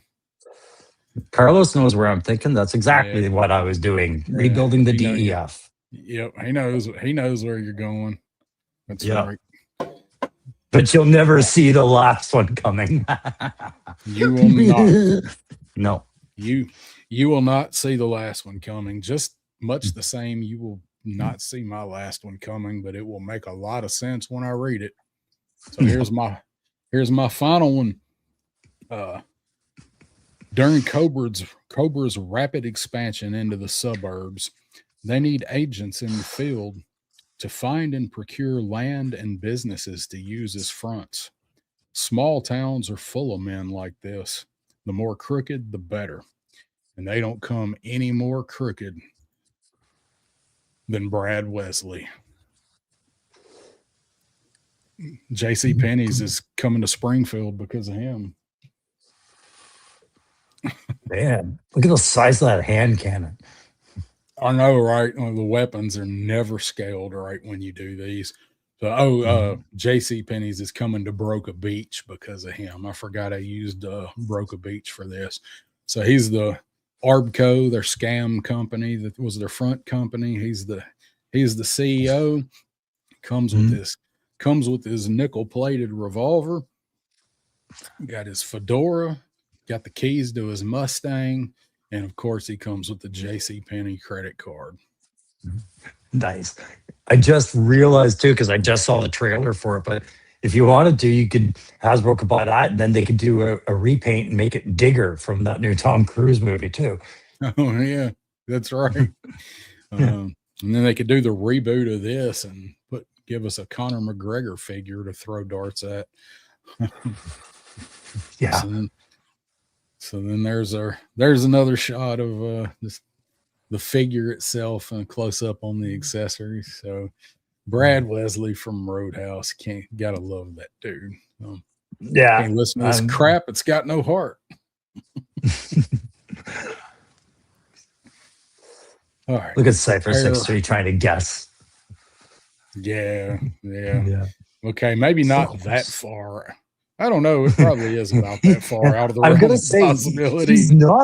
He's not bad. Do I know you in my life? Cypher 6-3. What other names do you go by? not that far off. So not that far off. All right. Well, I didn't put us back on stage. I'll bring us back in a little bit. Let's just go ahead and go into your last 2-pack. You said, Crow, you ready? All right. You guys ready for what's coming to Classified? If we take over this, thank you, Laura Croft, for this. Right. So let's just say the Cobra Commander got wind of the successes of the Clit Commander back in 2001. I was convinced he was actually a real commander. Forced his legions out and brought these two in, one very loud and bunctious Clit Commander and his silent friend, and immediately gave them general positions within his army. They failed, and it says a disastrous mission saw them actually hold an underground rave in a secretive Springfield aircraft hangar, and they were kicked out immediately. Probably would have been executed had the Dreadnoks not found a place among them for these two dope heads who supply them with such interesting things, right? So they're now Dreadnoks, right? They're the quiet accompanying Dreadnoks for the line. There we go. Get Jay, Silent Bob, and Classify. And they come with nothing but extra facial expressions and handsets and an orangutan. Well, they got to come with the dime bag or something. It's Hasbro, man. Yeah. Well, let's stay realistic, man.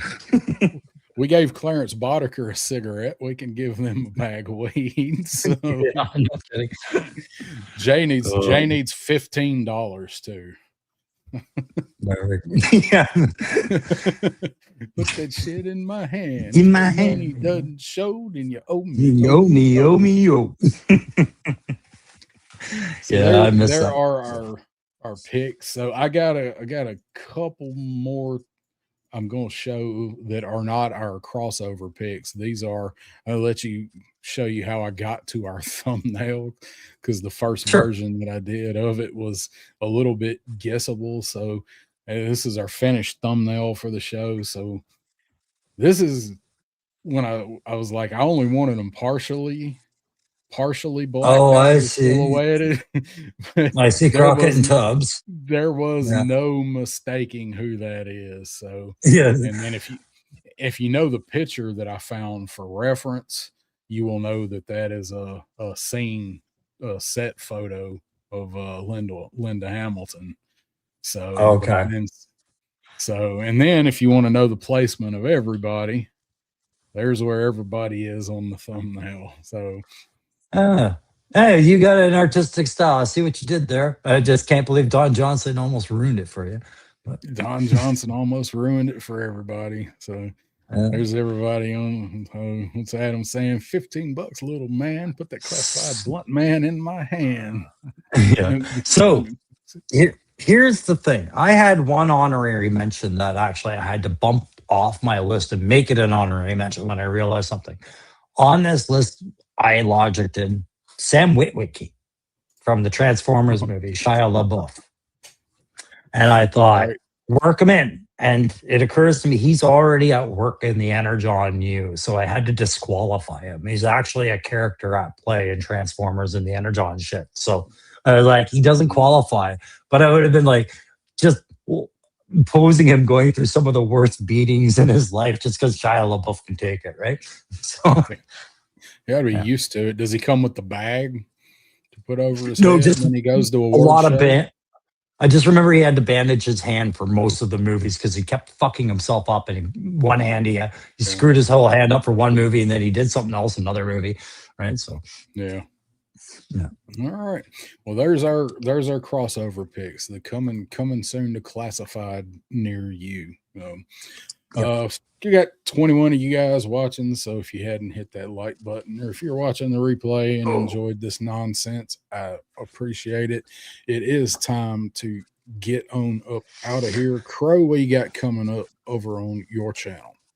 No idea right now. Like I said, I'm working on a video on the Dreadnought 2.0 tricycle with Odelia and Otis that was provided to me by K-Skills. So I've been taking my time doing that sometime in the near future, working on other stuff. And as soon as I see anything come out, I'll probably post a YouTube post saying the following reviews are coming, because I honestly don't know what's coming right now. I'm hoping it's Deep Six and Cobra Commander on the Throne for some reason, or the Action Skier, like Rescue Trooper, whatever. Yeah. You usually get those way early. I get Spidey senses about some of them, but yeah, the Legacy always gives me a Spidey sense. So, but again, I have no idea. So, what do you got coming up? I'm trying to look back and see when Cobra Commander's due, because I think he's October too. Oh no, he's December on Cobra Commander, and I know Deep Six is October. I'm keeping an eye on that one. That's the one I've got a weird vibe about. This is Deep Six for some reason. We're gonna get crushed in October with these pre-orders. October is gonna kill us. So much stuff's supposed to come out. So September into October anyway. So hopefully I'm going to be able to get a video done on Taurus and Red Dog, which will be kind of my thoughts on them and kind of show them off a little bit. And I don't think I've got anything else coming in. I do want to do a video when I open this extra mole rat that I picked up. I haven't opened it yet because I want to open it on camera to see if his arms fall apart. Or if he's even in there and you're getting a Dollar General fig or something. Yeah. Or if he's in there. Tape looks sealed, but I got this at that when me and Purple Elf went to that show. I showed it last weekend. Me and Pop Stream, $20. So this is one of those Walmart figures we talked about earlier that was it's not Range Viper status, but you can't find them cheap. So, or it's a busted up wrestling figure inside. We just don't know yet. Yeah. Tune in. Could be a bar of soap in there for all I know. So, this weekend I am planning right now to go down to Chattanooga. So, Chattanooga is, you know anything about Chattanooga, the city? I've heard of Chattanooga. Geography, I'm not that aware of where it is. So explain Chattanooga. Where is it? So from me, I'm just about in the dead center of Tennessee, where Nashville is. Chattanooga is south and east. Like when we go down to Atlanta or to Joe Fest, you got to drive through Chattanooga. It's in Tennessee, but it is right on the border with Georgia. Yeah, so you actually drive out of Tennessee into Georgia and back going down there. You actually go through a little hook that's part of Georgia. So there is a show down there called Joe Nuga that they have down there. That's awesome. And it's